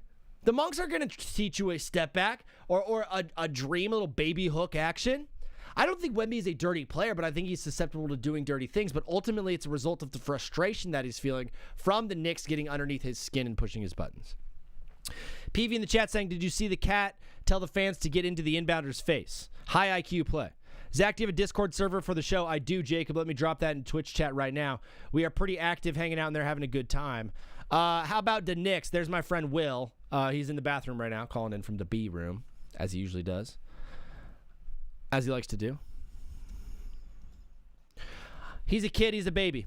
Gabe Salmon said, LMAO, OKC is nowhere near as dirty as the Spurs. I don't know who said that. Maybe that you're responding to someone in the chat, but I appreciate you being a part of this show. Oh, no. Also, there's someone who keeps calling in with a blocked number. I don't answer blocked numbers. Yo, is this my boy Will or what? You know who it is. Will, unbelievable, brother. You're calling into TBWZ. What do you got for the people? How you been? How's everyone's day? It's a great time to be alive. From Montauk to Buffalo, everyone is wearing a Jalen Brunson jersey or some kind of Knicks gear. God bless the state of New York. It's such a good time to be alive. God bless New York. Is there any part of you that feels bad for San Antonio? No, I don't care. We're trying to win a championship here. What about my take that analytically the Spurs should have already won the finals? That the Spurs should have won the finals? Yeah, I think analytically the Spurs are up 4-0 and already having the parade today. Well, didn't we say this about Cleveland? Like, oh, analytically we should be up. But here's the thing. The Knicks are playing better basketball than everyone else. So what are you going to say? What are you going to say about it? We're doing much better. It's true. What about analytically the series is actually tied between the Cavs and the Thunder right now in the finals? Like, what would be the score between the Knicks and... Well, here's my question. What would be the score between the Knicks and the Cavs? How much would the Cavs be winning by? Oh, I mean, the Knicks lost to the Cavs analytically. Actually, a quick question for you. You guys are up 3-1 in the finals on the Spurs. Do you think you would be up 3-1 on the Thunder if the Thunder got through the Spurs? Sorry, you're cutting out a little bit. If we were playing the Thunder instead? If you were playing the Thunder instead of the Spurs, would you still be up 3-1 in the finals? Don't say it. Don't say it. People are watching. No, 2-2. It would be 2. So you're right now saying the Thunder are a better team than the Spurs. I personally think they are, and I think they probably were playing better basketball at that time when they were playing it. Maybe just the Spurs just had a edge on their shoulder that the Thunder did not. They have an edge on their shoulder? Sorry, what's the term that people use? Like, oh no, they have a chip on their shoulder. No, I don't know. You've been studying. You're the one who's been studying and hitting the books really hard. Guys, Will famously fell asleep during Game 4 and missed the second half. Which turned out to be an amazing thing, guys. Like, just, it's so beautiful to see when you fall asleep. Okay. There's just this element that... Yeah. It's like when we all used to believe in Santa Claus. It's when you wake up. Explaining sleeping. You go downstairs. The presents are there. And guess what? When I woke up, all the presents were there. And orange and blue was all around me. I had a Knicks fan. Listen. I had a Knicks fan call in earlier to the show and say if you went to bed in the middle of the game or if you turned the TV off in the middle of the game, you're not actually a true Knicks fan. That's that's a really bad hot take. Okay. Because sometimes even the true fans, even if you sit with them, you die with them, you die hard all the way through. Sometimes just turning it off and then going to bed, some sort of miracle will come. A comet will come over the sky, and your head will be thinking, when I wake up, they will win. And guess what? That's probably what happened to me last night. So then, theoretically, on Saturday, you're going to sleep during the game so they can win? No. Okay. On Saturday, I'm going to try to go to MSG and try to celebrate. You're going to sleep at MSG? No, we're not sleeping at MSG. Okay. And by the way, for the folks, I'm not in the bathroom. Will famously loves to call the show from the bathroom. He just pops on the toilet and drops trout and then starts calling into TBWZ. It's like, this is a great time to do this. Did you know this guy is secretly a Clippers fan and is chilling at Crypto? All right. Will, unbelievable stuff, brother. Before you go, question of the day: who's the worst music artist or band of all time? A$AP Rocky. Wow, you don't like A$AP? No, I actually do like A$AP. Take that back. Will, what are we doing here? Kanye West is an amazing artist.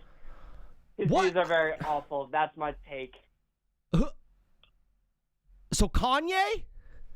No, not sorry. We need to rethink this through for a minute. No, you need to think for 1 minute. The question is, who's the worst band or music artist of all time? You said Kanye West. No, sorry. Kanye West is the best person of all time. The best person of all time? This is a guy that said horrible things about Jewish people. No, his music is the best of all time. His comments are awful. Okay. Oh my gosh. Who's the guy who did Blueberry Faygo? I don't like his 24 Take, awful artist. All right, it broke up right when you said it, which is just perfect timing. Will, thanks for calling. We'll talk soon, bro. Words right now? Dude, Will is slowly becoming one of my favorite callers of all time. Every time he calls in, he says something so dumb. What is up, brother? You are live on TBWZ Widescreen Radio. What's your name? Where are you calling in from? OKC, brother. All right, brother. Can I just call you Jackie? Yeah. Okay, Jackie. The reason I said that is because I got Rush Hour 2 on my desk for whatever reason, featuring Jackie Chan. Forgot to start the movie today, but you're calling from OKC. Yes, isn't it a horrible take to say the Thunder would be up in this series if they got through the Spurs? Brother, my take would be. I mean, look, bro. I love the OKC Knicks, but you know, we would have probably swept them. It's not a bad take, bro. The fact that you guys didn't get through the Spurs in San Antonio, I mean, that's something everyone was thinking this was going to be the NBA Finals, and now that we're seeing them struggle against the Knicks, I'd be hard-pressed to believe that you guys would be struggling the same, given the fact that the reason they're losing is because they're young. You guys don't have that issue. Yeah, the issue, the real issue is that they were more physical, way more physical to where they weren't getting. They should have been getting calls, but I'm just saying. The dude takes up 3 driving lanes. The dude takes 3 driving. How fair is that, bro? I mean, this might be a hot take for me, but man, they should be like wingspan restriction. If you have this, you got to go to this league, bro. Or what about I had a take earlier in the season that when the Spurs play Wemby, they should only get 4 guys on the floor. I'm telling you, bro.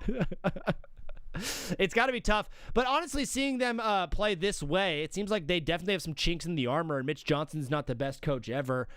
We see that from a mile away. Are you feeling better about your prospects over the next few seasons, or worse, the fact that you didn't get through them in the Western Conference Finals? Well, we found out, I'm pretty sure Sam Presti's in his office right now with a game plan. Now how to deal with him. Now we probably got some components we got to go get and go grab. How are we going to get them? I don't know. It's just a lot of J-Dub got injured last season in the postseason. Yeah. He got injured this season. Bro, I mean, when is it going to be enough? I mean, is it a 3-strike rule or can the game? Can the game plan for Sam Presti and the Thunder for the next offseason just be the fact that, hey, A.J. Mitchell and J-Dub were hurt when we needed them most, and that's why we lost? Yeah, well, I mean, you can't put it just on one of the two things. It's a team sport, bro. But like when one guy is as big as the whole team, it's kind of hard. Yeah, it is tough. Go on. But go ahead. Yeah, go ahead. I was just going to ask you, you just went through a 7-game series with them. I've been asking some guys throughout the show. I've been getting mixed results. Is Victor Wembanyama a dirty basketball player? Oh, absolutely. No hesitation, I love it, brother. I mean, no hesitation. I was worried about the dirtiness before we even played against him because he showed it in that game against the Nuggets, bro, with that cheap elbow to the throat. Was that the Nuggets? I don't know. Against the Wolves, yeah. The Wolves. That was right. Ant-Man. But yeah, I saw that. I'm like, man, this is what we're gonna get. I mean, luckily he didn't throw any of those, but he was very aggressive. He was, brother. Jackie from OKC. It's a great take, brother. Calling in and giving some Thunder the love. We're gonna do the question of the day with you today, which is, what is the worst band or music artist of all time? Oh, bro. Do you guys remember that Froggy Fresh guy? Froggy Fresh? Is he the guy that... What does he do? Bro, dude, he was like... dude, he was the first, like... I wouldn't even say... But he was, like, the first mentally, like... He acted mental, but, dude, you got to check him out, guys. He's old school. Like, check out his first, like, hit. Yeah. Bro, he was worst dude ever, bro. And he's still putting on, like, he's got a TikTok and everything. I hate to promote the guy, but he's so bad. Brother, we'll check it out. Dog, thank you for putting us on to Froggy Fresh. And, bro, thanks for following TBWZ and calling in. God bless. We'll talk soon. All right, God bless. Peace.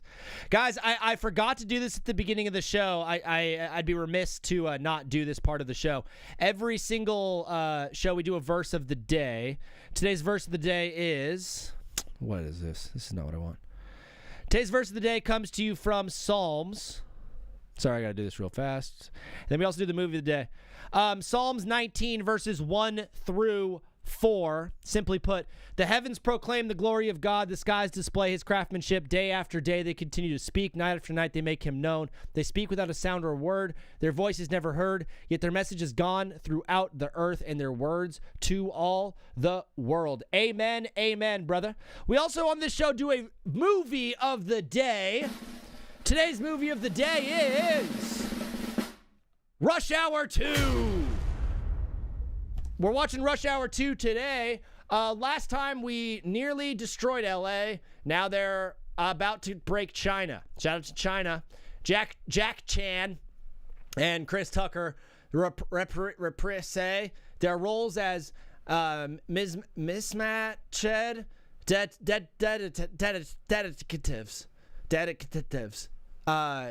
detectives in this smash hit follow-up movie. So there it is. Rush Hour 2. We usually do those at the beginning of the show. Forgot to do it, so we are doing it in the middle of it. Diva K, thank you with the amen. And Trey, you're welcome to call in. TC, if you want to call in after Trey, you are up on the phone lines. Brother. Unbelievable stuff so far from TBWZ. From the fam. Trey, what is up, brother? You are live on TBWZ. How you doing today? I'm doing fantastic, bro. How you doing? Doing great. We talked a little bit last night about this game. What do you have for the people today? Bro, so do you mind if I go in a bit of a different sports direction? Yeah, take it. Bosnia and Herzegovina is beating Canada in the World Cup right now. It's official. Yes, Bosnia and Herzegovina is a real country. I did not know they existed. The thing that's happening right now on the screen is they're doing a hydration pause. Is that the softest thing I've ever seen in sports? Yeah, I'm not going to lie, bro. Like, all of the Europeans that, like, make fun of Americans, you know how sad this is? Our boys go out in full pads and go in 95 degrees and hit the ever-living crap out of each other for 3 hours, and you guys can't handle 90 minutes of soccer with a 15-minute break for halftime? Bro, I mean, correct me if I'm wrong, but don't we have, like, 12-year-old children playing football in the summer heat right now, too? Brother, when I was 7, I played Little League, and I did what's called a Jubilee, which is when I played 3 back-to-back-to-back games for like 4 hours in 95 degrees. Give me a break, bro. And you loved every second of it. Oh, absolutely. Of course. I only got heat stroke, or I only suffered like heat exhaustion once, so it was worth it. I love it. Have you ever been to Bosnia? Jacob wanted to know. I have not, unfortunately. Never been to Europe, actually. Well, I think Bosnia is in. I'm not even going to guess. Why are the sprinklers on right now? They have sprinklers on?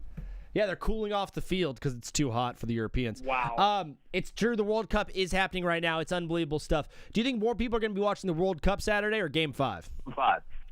Dude, that's an interesting question. So what I think is stateside, it's going to be Game 5 because obviously tonight the U.S. plays Paraguay, but we don't have a match on Saturday. So I feel like Game 5. That and also this final series I feel like has been huge for basketball. Like it's drawing in crazy numbers. Yeah, more like Paraguay.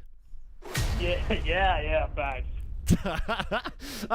Dude, and then Dana White, he said a Freedom 250 is happening Saturday. So tonight we get USA World Cup Soccer. Tomorrow's Game 5 of the NBA Finals. And then Sunday is UFC Freedom 250 in front of the White House. Dana White said they're projected to get 1 billion views. Well, and you know what's crazy about Freedom 250 that no one has talked about? It's outside, and it's supposed to rain tomorrow. So we could see, for the first time ever, UFC fighters have to fight in the rain. And it's also the rain. They're also used to fighting in air-conditioned, beautiful buildings. They're going to be outside in very muggy, wet weather, and there's also a lot of bugs in that area. You're from the DMV. You know how muggy and gross it can get in the summer. Oh, dude, it's terrible right now. I think today where I'm at, it's 96 with 70% humidity. It's awful. But that's the thing, you got to wonder, especially for the grapplers that are fighting tomorrow, that's a disadvantage. Everybody's so slippery. You're not going to be able to get a hand on somebody, so it might go down to being strikers that have a really good day. We're having grapplers and strikers talk right now, and we're not even talking World Cup. We're talking UFC. It just goes, this is going to go down as one of the better sporting summers of our lifetime. The Stanley Cup has been great. The finals have been great. World Cup is going to be awesome. UFC, dude, we haven't even mentioned UFC Freedom 250 is this Sunday. A month from now, though, Conor McGregor returns to the octagon. We are really in for a legendary. So far away from the phone. Dude, this is legendary. I know every year basically I get bored because there's no football in the summer, so I'm just bored. But buddy, we got stuff. We have stuff. Officially from Trey, my guy from Virginia. Brother, unbelievable stuff. His name is Retrospect Music in the TikTok chat. If you guys want to follow him, he's got good takes. Before you go, brother, you always have an opinion on these questions of the days. Who's the worst music artist or band of all time? The worst music artist or band of all time. Okay, well, I do make music videos. It's kind of hard because there's a lot of them. But if I had to give the one that I personally hate the most, it's Playboi Carti. And the reason why is because I literally cannot understand why he's famous. I don't get it. I listen to his music. There are artists that I don't like, but I can appreciate the talent. I don't see it. I don't understand. I don't get it. I'm with you. He's he's Young Thug light, in my opinion. Trey. And real quick, I just wanted to say also, the person who said Maroon 5 earlier, that is outrageous. Outrageous. Tell me you haven't listened to songs about Jane without telling me you haven't listened to songs about Jane. That album is peak. Name 3 good Maroon 5 songs besides Sunday Morning. Yeah, absolutely. She Will Be Loved, absolute Maroon 5 classic. Moves Like Jagger, another absolute Maroon 5 classic. And people aren't gonna like it. It is a good song. Girls Like You. It's a good song. I hate to say it, bro. It's a good song. Trey, unbelievable stuff. We just got a little glimpse into the tender side of your sports-loving heart. Brother, thanks for following. God bless. We'll talk soon. Yeah, God bless. Appreciate you, buddy. Peace. Sunday morning, rain is falling. I can barely tell myself, and now I'm dropping back for you, and now I'm finding what I knew. Fighting outside is such a bad idea, said Jacob. I'm with you. Jay, tried calling from New York, but you ain't answer. You can be after my friend TC. My brother TC calling in. What is up, my guy? What is up? What is up? Zach and TBWZ Nation. TC, it's great to hear your voice. You got some spunk. You got some energy going. What's got you feeling good about this beautiful Friday? You want to know what's got me having a beautiful Friday? Yes. It's an emotional thing, but you know what? I got to go running for the first time since my accident. Wow. 3 months ago, and I got to go running with my prosthetic leg, and I got to feel the breeze going through my hair while running. TC, how does the prosthetic feel? Is it? Are you getting used to it more, or is it still a learning curve? It's still a learning curve, but you want to know something? Like, it's just like whenever I'm getting ready for the mornings, it takes me a little bit longer. So, like, instead of getting up at 4 o'clock to get ready for work, I got to get up at 3:30 because it takes me about 20 minutes to get myself situated to where I can put my prosthetic on. But other than that, it's good, man. Like, are you getting back to work? Yeah, I'm getting back to work. Like, nice, I actually started working like 2 days ago, man. So TC, that is so awesome. It's so good to hear. Just in time for football season. Got you back on your feet. Oh, yeah. Dude, that is so awesome. It's so good to hear that from you. It's one, like, the road to recovery is so tough, but it's also the most rewarding thing in the world is like getting over those humps and those milestones, and being able to run has got to be an awesome feeling, brother. You don't realize how much you have until you have something that almost makes you feel like you're not going to be able to have it again. And just to be able to feel the wind in my hair, and I ain't gonna lie, I felt good because I actually ran a mile run a lot quicker than I used to whenever I had two good legs. Dude, you've become a bionicle. You've become faster. I kind of feel like I had that Forrest Gump moment where it's like, and I was running. Dude, you'll also be able to play some very, very cool tricks at Halloween on your kids. Maybe spook them a little bit. Oh, yeah, like my son, like when he saw Dad putting it on for the first time, like, he's only 4, so he doesn't understand it too much lately. But, like, he goes, Dad, why do you have nub on your leg? He called it a nub, and I was just like, no, that's just Dad's knuckle, Bubba. Oh, my gosh, that is such a good dude, that's so awesome. Canada just hit an equalizer. It's now 1-1 in the World Cup. It's going to be fun. TC, anything from the world of sports for you, bro? A.J. Brown is officially off your team. A.J. Brown, the official diva, is off of my team, and I'm kind of glad for it because you want to know something? And in my way, I look at it this way. When we got A.J. Brown, we gave up a first and a third-round pick for him. Yeah. If you think about it, in return, we got a first and a fifth-round pick for him. So it's kind of like buying a California king-size mattress and then all of a sudden returning it for a full refund, because if you think about it, third and fifth round picks, they kind of either they pan out or they don't pan out. So we kind of basically got A.J. Brown on a 4-year deal with basically getting everything in return because we get a first round pick. So that's going to be the great thing about it. And you got a Super Bowl ring. Oh, yeah, and we got a Super Bowl ring too. And we got the diva out of our locker room. I think people are really, really low on the Eagles this year, and I have no idea why. I think Sean Mannion's going to come in there and do some great stuff for that offense. You're losing A.J. Brown, who's great, but realistically, you're pretty much returning the defense, and the reason the team was good the last couple of years is because the defense has been awesome. Here's a good little take for you there, Zach. I'm going to give you a take. Hit me. Yes, we lost A.J. Brown, but we did draft the sure-handed Mekhi Lemon in the draft at pick 20 when nobody thought that he was going to be available because everybody thought, oh, he's going to the Rams. He's going to the Rams. And then the Rams were like, no, here's this. Hold my beer. And they picked Ty Simpson, which Ty Simpson is going to be a bust in the NFL. It's so true, man. Mekhi Lemon, I'm a big USC fan. I watched him play a lot of basketball. He's incredible. He's going to be really, really good for that team. In his career, he literally only dropped 3 passes. 3. Yeah. He's unbelievable. He's a great athlete. He's a great player. The Eagles are going to be very, very good going forward. You are a Philly sports guy. Yes. You saw this Knicks team first-handed. Is this team going to actually win the finals? This team is actually going to win the finals, and I will say this. Game 5, San Antonio will win. I will say this. Game 6 in New York will win, and this will be a blowout in Game 6. This won't be a close game by any stretch of the meanings. New York will come out to play like San Antonio did in Game 4, and I guarantee you the Knicks win by at least 20 points or more. We have a 20-point beatdown in Game 6, according to my friend TC. Brother, unbelievable stuff. Thanks for calling. Before you go, dog, today's question of the day, who is the worst music artist or band of all time? What music do you just like, this sucks?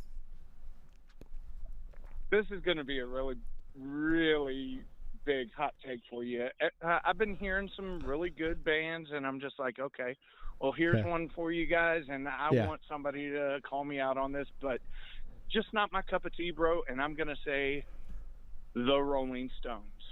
Wow, the Rolling Stones. That is the most controversial one of the day, TC. Hey, come at me, bro. I don't care. I'm in too good of a mood. Bro's got the wind in his hair. How do you? I feel like you'll have a good take for this. How do you feel about the guy that said the worst band of all time is Nickelback? I mean, let's just say this. Nickelback is definitely up there as well. Okay. But it's not as worse as the Rolling Stones. TC, it's great stuff, brother. You're such an inspiration to us and the other guys in the chat, bro. Thanks for being here, and God bless. We'll talk soon. God bless, bro. All right, you guys have a good one. That's TC, bro. That is a guy, TC, that's been, sorry, I'm being such an idiot right now. I gotta fix my USC pennant. PV, do you think if I go live with a bunch of UFC takes, that UFC fans are going to be super cool and nice to me? I thought he was going to say the Beatles for sure. Yeah, me too. I was about to be so angry if he said the Beatles. Because you'll say the Beatles. I know that. Because you're a bad guy. Because you're a bad person in general. I got my UFC takes up on the big screen. I'll give them to you guys too right now. I just want to see if that changes anything for the people. Also, there's a bunch of rumors about Giannis right now. There's some takes about Giannis I had on the TikTok. I hate when I say that. Is my TikTok going viral? That's all I care about nowadays is virality. But these are my picks for UFC. UFC fans are very mean, bro. Levi, I know. I've never really put out UFC graphics, so I'm trying it right now. We have an unbelievable TBWZ. Thank you for all the new fans who have come in. Thank you for all the people who want to be a part of today's show. I'm putting up some UFC takes, which I've never done before. I'm trying to see how mean or nice these people are. Because my picks are like, I watch every UFC event, so like I know who the fighters are. I know who's good. I know who's bad, right? I also know who the favorites are. You know, they can get pretty nasty, though, as Levi likes to say. UFC fans love to throw around the word casual. They do. They absolutely love to say casual. Every UFC take or clip I've cooked up, I've always gotten someone saying casual to me, which has always been mean and hurt my feelings. But I'm trying to thicken my skin, bro. But the UFC 250 card is going to be unbelievable. A big difference about this card from most cards is, yes, it's outdoors. It's supposed to be raining, which I think is going to look so sick. It's going to be so cinematic. If it's actually raining, it's going to be very, very cool. Almost like the Goo Goo Dolls Iris performance. We're going to have that. There's only 1, 2, 3, 4, 5. There's 7 fights. 7 fights on the main card. There are no prelims. Bosnia corner is no good, but they retain possession. Threatening. Oh, they got it low in the box. Canada gets it out. Good defense from Canada. 85 minutes into the into the match. Can you go over the $25 final things? I want to see my answers again. Levi, yes, of course. Let's do that right now for the people on the one time. There I am. I actually got it right here. All right. I was having so much trouble with this earlier. So right now, these are our leaders for the finals contest that we did. Right now, Kamari has Knicks in 5 with Brunson as the MVP, and he won the coin toss. So my pick is Kamari right now to win this whole thing. Okay, Where's my other guy? Bryant from SoCal also has Knicks in 5 with Karl Anthony Towns as the MVP. And then Gerald also has Knicks in 5 with OG. And so does Levi, has Knicks in 5 with OG, but he did not win the coin toss. And he had Landry Shamet getting 16 points. So, if the Knicks do win in 5 and OG is the MVP, Gerald would beat Levi because Gerald won the coin toss. However, if it's Brunson, then Kamari is going to win the contest. And if it's OG, Gerald will win the contest. So now let's check for Knicks in... Oh my gosh. This is terrible. All right, so let's just eliminate who's out. I had the Spurs in 4. I'm out, so I'm red. Oreo had the Spurs in 5. He's out. Peyton had the Spurs in 6. He's also out. These are all out. I can do this later on the show, actually, thinking about it. Bart is in with Knicks in 6. Just Pop has Knicks in 6. I mean, all of these Knicks in 6 with Brunson MVP are going to be very, very tight. I mean, these two have a 64 and a 58.5 differential. So I'm rooting for Justin, though. Justin Gaethje. I'm also rooting for Justin Gaethje. I think he's going to win the fight. I personally do. Now, Ilia Topuria is one of the greatest fighters I've ever seen, but Justin Gaethje is a guy that just not quit. Levi, I hope you saw the answer. What if Shamet points is closer to my bet than the other guy? It doesn't matter because he won the coin toss, so he got the bonus point. The Landry Shamet points is just a tiebreaker. I would love Justin Gaethje winning this thing. Okay, I think there's going to be a big American boost. I also think the idea that it's going to be outdoors and wet does not bode well for Ilia Topuria. I know Topuria is a great striker on his feet, but he's also a fantastic fighter in the clinch and grappling. You know, Gaethje has been known to be a guy who can absolutely stand in the ring with the best strikers in the game. He's fought McGregor. He's fought Colby Covington. He's fought Chandler. He's fought Max Holloway. He has fought the best of the best. And Ilia Topuria has some great matches underneath his belt, but Justin Gaethje has the experience by a lot. Okay, he also has the big moment. This is the biggest fight of Ilia Topuria's career. It is of every fighter on this card. I think Gaethje just has had more moments of high-pressure situations, and he doesn't have the belt on the line. Like, he has nothing to lose in this thing. I'm pretty sure Ilia is a crazy grappler, too. That's what I'm saying, is like, I don't think the grapplers are going to have as much fun in the ring because of the humidity, because of the mugginess and the heat and the moisture in the air. I really, really do believe they're going to have a hard time grappling guys who are going to be sweaty coming into it. Usually you find success in the earlier rounds before the guys get sweaty. They can't really slip out of things, right? Guys are going to come into this thing wet. I'm sorry, I shouldn't have said that. Alex Pereira and Cyril Gane are fighting in the co-main event. Listen, Pereira at heavyweight is something to see, but Cyril Gane has been at heavyweight. I usually don't like a fighter when he's going up in weight. For that reason, I'm going to be taking Cyril Gane. Now, Gane is a fighter that I have, I think the world of Cyril Gane. I think he's unbelievable. Yes, of course. Dylan, we do everything around here. We're watching Canada and Bosnia Herzegovina, whatever, in the World Cup and talking UFC and NBA Finals and everything in between. I can play guitar, too. You want me to play guitar? We're also watching Rush Hour 2 with Jack Chan. I love Cyril Gane. I think he's a great fighter. He's had some dumb moments in the UFC. He's had some really, really stupid mistakes, I've thought, in his career. Should he be higher than he is right now? Yeah. Did I think he was going to beat Francis? I did. Francis just turned out to be the best fighter we've ever seen at the heavyweight and then quit. Pereira going up to heavyweight does scare me a little bit. I think Cyril Gane already being at that weight, not having to cut, not having to lose anything, makes it a lot better for Cyril Gane in this moment. Now, O'Malley and Zamari. O'Malley has been super disappointing to me these past 3 fights. I know he's won 2 of them. He had that one, I forget who he was fighting, that rig job. Listen, O'Malley's a great fighter, dude. He really is. He's not the fighter we thought he was going to be. When O'Malley was beating up on a bunch of young dudes who weren't very good before he was ranked, before he had a title shot, O'Malley was not what we thought he was going to be. Okay, and that's just plain and simple. His fighting style is unbelievable. I think he's awesome. John Jones breezes through Francis. I don't know, dude. Justin Gaethje losing at the Freedom event to someone from another country on the White House lawn would be wild.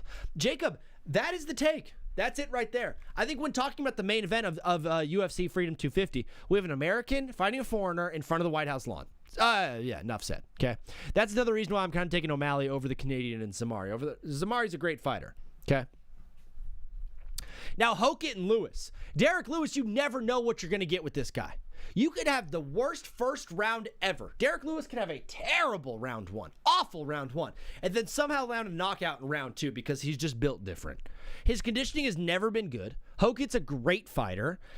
I just think I'm kind of out on Derek Lewis. It's less about Hokit being great and more about me just being kind of out on Derek Lewis. He is so hard to handicap. You never know what guy you're going to get. Are you going to get a guy that's gassed right away? Are you going to get the guy that's feeling good or landing really heavy shots early? The guy with the chin, the guy with no chin.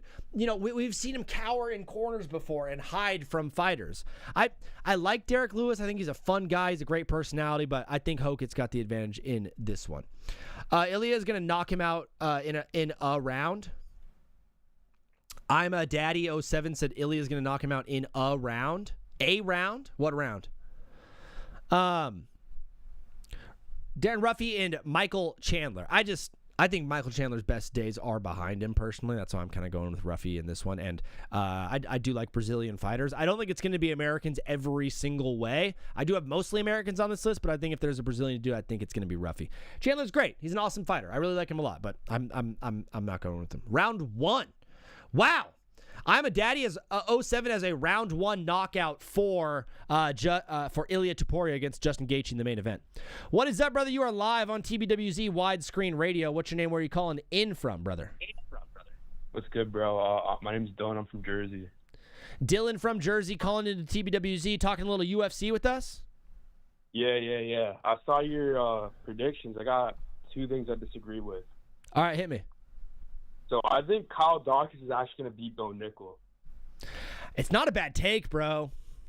Because whenever Bo Nickel fights wrestlers or guys who can grapple, because Kyle Dawkins has one of the dirtiest submission games in the entire UFC. His nickname is literally called the Dark Knight. I think Bo Nickel's going to get scared to take him down because of the submission threat, and I just think Kyle Dawkins got more power on the feet. It's a good take. So, like, Bo Nickel is he was a, for those who don't know, he was an NCAA champion wrestler turned UFC fighter. Dawkins is a very similar situation. Started as a wrestler, now in the UFC. Bo Nickel takes advantage of strikers who don't know how to wrestle. He's going up against a guy that absolutely can wrestle blow for blow with him. And so that's why you have Dawkins in this one? Yeah. I just think Bo Nickel's too scared to wrestle. Like, we've seen in his other fights where he fought guys who could grapple. He's just scared to take them down. So I just don't think he'll wrestle that much. Yeah, I mean, and this is a guy that everyone thought Bo Nickel was going to be unstoppable, and then we saw him lose to RDR, and it was not a good fight, bro. I know he won his last fight by knockout, but he got cooked by RDR. It was not a good fight, and I think up until then we thought Bo Nickel was just unstoppable, and now we've kind of seen the tape is out, if you will. What was the other fight? So you picked Gaethje, right? I got to, bro. American in front of the White House. Why not? But there's no world that Gaethje wins this fight. I know, dude. Ilya Topuria is that guy, bro. He hasn't been out there in a while. He hasn't fought since June 28th of 2025. I think Gaethje's a little bit fresher on the feet.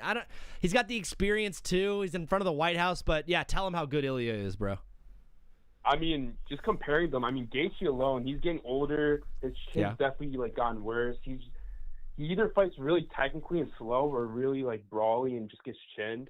And while, we compared that to Ilya, sure, he has ring rust, but, his last 3 fights were Volk, Ilya, and Charles. You can't get a better 3-fight win streak than that.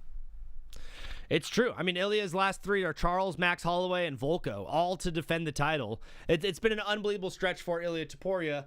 I've just been seeing. Think about when the Style Bender, when Adesanya was hot. All of these guys who are on a 3-fight title defense, we always just think they're minted and they're never going to lose again. And Kamaru Usman was a great example. These guys always end up in that 4th or 5th title match, end up losing it. But none of those guys beat 3 top 15 guys of all time in a row. Ilya is literally in his prime. And we've seen 0 flaws from him. And if it's anyone to beat him, it'd be Arman, but it would definitely not be Gaethje. I don't even see Gaethje as a top 4 lightweight in the division currently. Are you worried at all about the idea of there's going to be some humidity and some moisture in the air and the grappling techniques from Ilya might not work as well and it just might be a striking fight? Well, Ilya's just going to knock him out on the feet then. Gaethje's chinny. Yeah. He's so good, bro. Do you have plans for it? It's also, you're a UFC guy. How lame is it, Jillian? That's on a Sunday. It's not ideal. I'm used to watching UFC every Saturday night. So yeah, because I watch every card. I watch the fight nights. I watch the pay-per-views. So I'm just used to watching it at night on Saturday. But at least I can make some plans with my friends to watch it. So that's sure. That'll be cool. And I just feel bad for the guys who usually like to pound a few Miller Lights on the Saturday night. Now they're going to be hungover on that Monday. But, brother, unbelievable stuff. Dylan, last one. Can you predict for us the Pereira and Cyril Gahn fight? I got Pereira by round 3 knockout probably.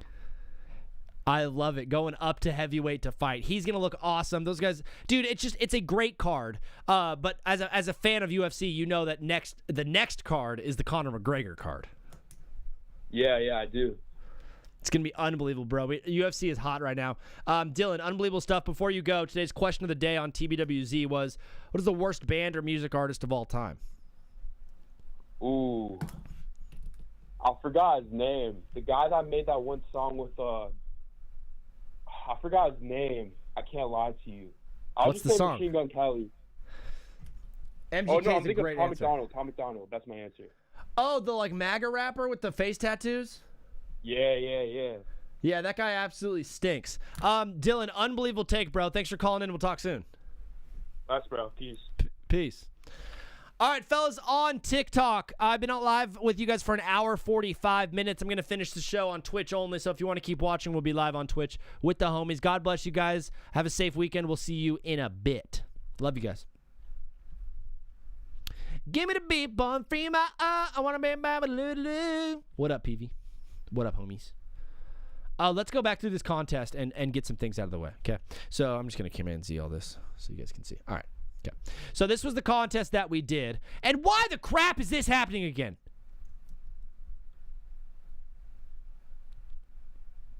We're going to call her. Should I answer it? What is up, brother? You are live on TBWZ Widescreen Radio. What's your name? Where are you calling in from? I'm Sierra again, and I'm calling in from Greensboro, NC. Wow, Sierra, so good to hear from you. How are you doing today? I'm doing absolutely wonderful for the fact that yesterday we won our basketball championship in 3rd place. You got 3rd place in the basketball championship? I sure did. I have the trophy in my room. I love that. What were your stats from the championship game? I couldn't tell you. Did you score at all?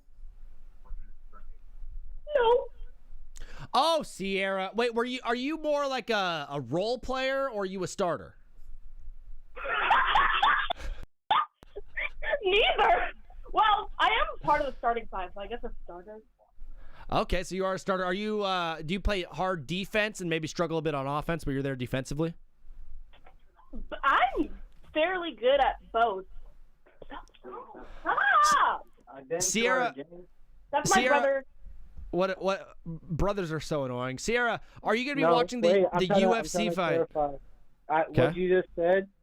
She's really good on defense, but yeah, offense, that's something she just needs to work on a little bit more. Okay. She's annoying. Anyways, yeah, I won my championship, and I'm really happy about that. That is awesome. Are you going to be watching the UFC Freedom 250 card in front of the White House lawn on Sunday? No. I hate watching wrestling. Unless no, I take that back. There's this one Japanese wrestler. Her name is Mizuki, and she's one of the most aggressive people. I see videos all the time of her literally doing flips and pounding people to the floor while looking cute at the same time. And I don't know how she does it. She's a miracle. She's unbelievable. Are you going to be watching the NBA Finals on Saturday? Probably. I like that. Did you watch any of the college softball World Series? No. I did watch a little bit of the Yankees game before my championship, and then I called my grandma, and she asked me if I watched it, because what had happened was start of the game, I was trying to get the ball from somebody, and I accidentally tangled my elbow with hers, and we both tumbled to the floor.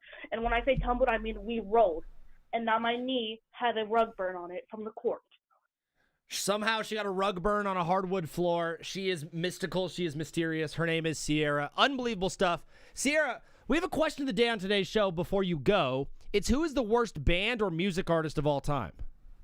See, that's so hard. If you were to ask me this like 3 years ago, I would have said Metallica.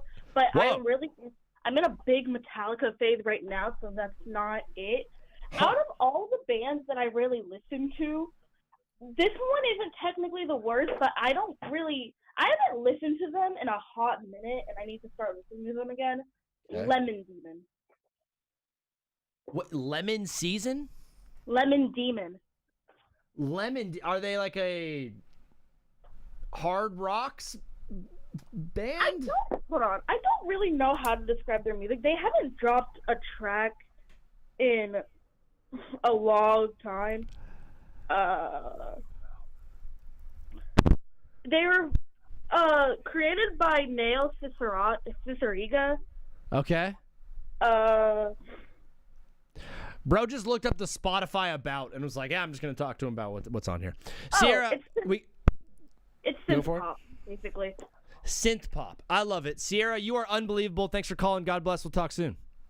Thank you. Bye. Oops, hung up on her. Didn't mean to do that. But it's kind of funny. All right, let's update the polls. Zach, which is me, had the Spurs in 4. That's not happening. That is officially out. We're gonna fill that in red. I want to blow up. I want to find like a small hospital and go full Joker mode on it whenever this tech crap doesn't work out. It makes me really upset. Oreo the Cat, what up? Your birthday's on Wednesday. We will be celebrating live. You are out of the contest. Peyton, you are out of the contest as well. Kamari is still in. Blake has the Spurs in 5 with Shamit getting 67 points. He is out.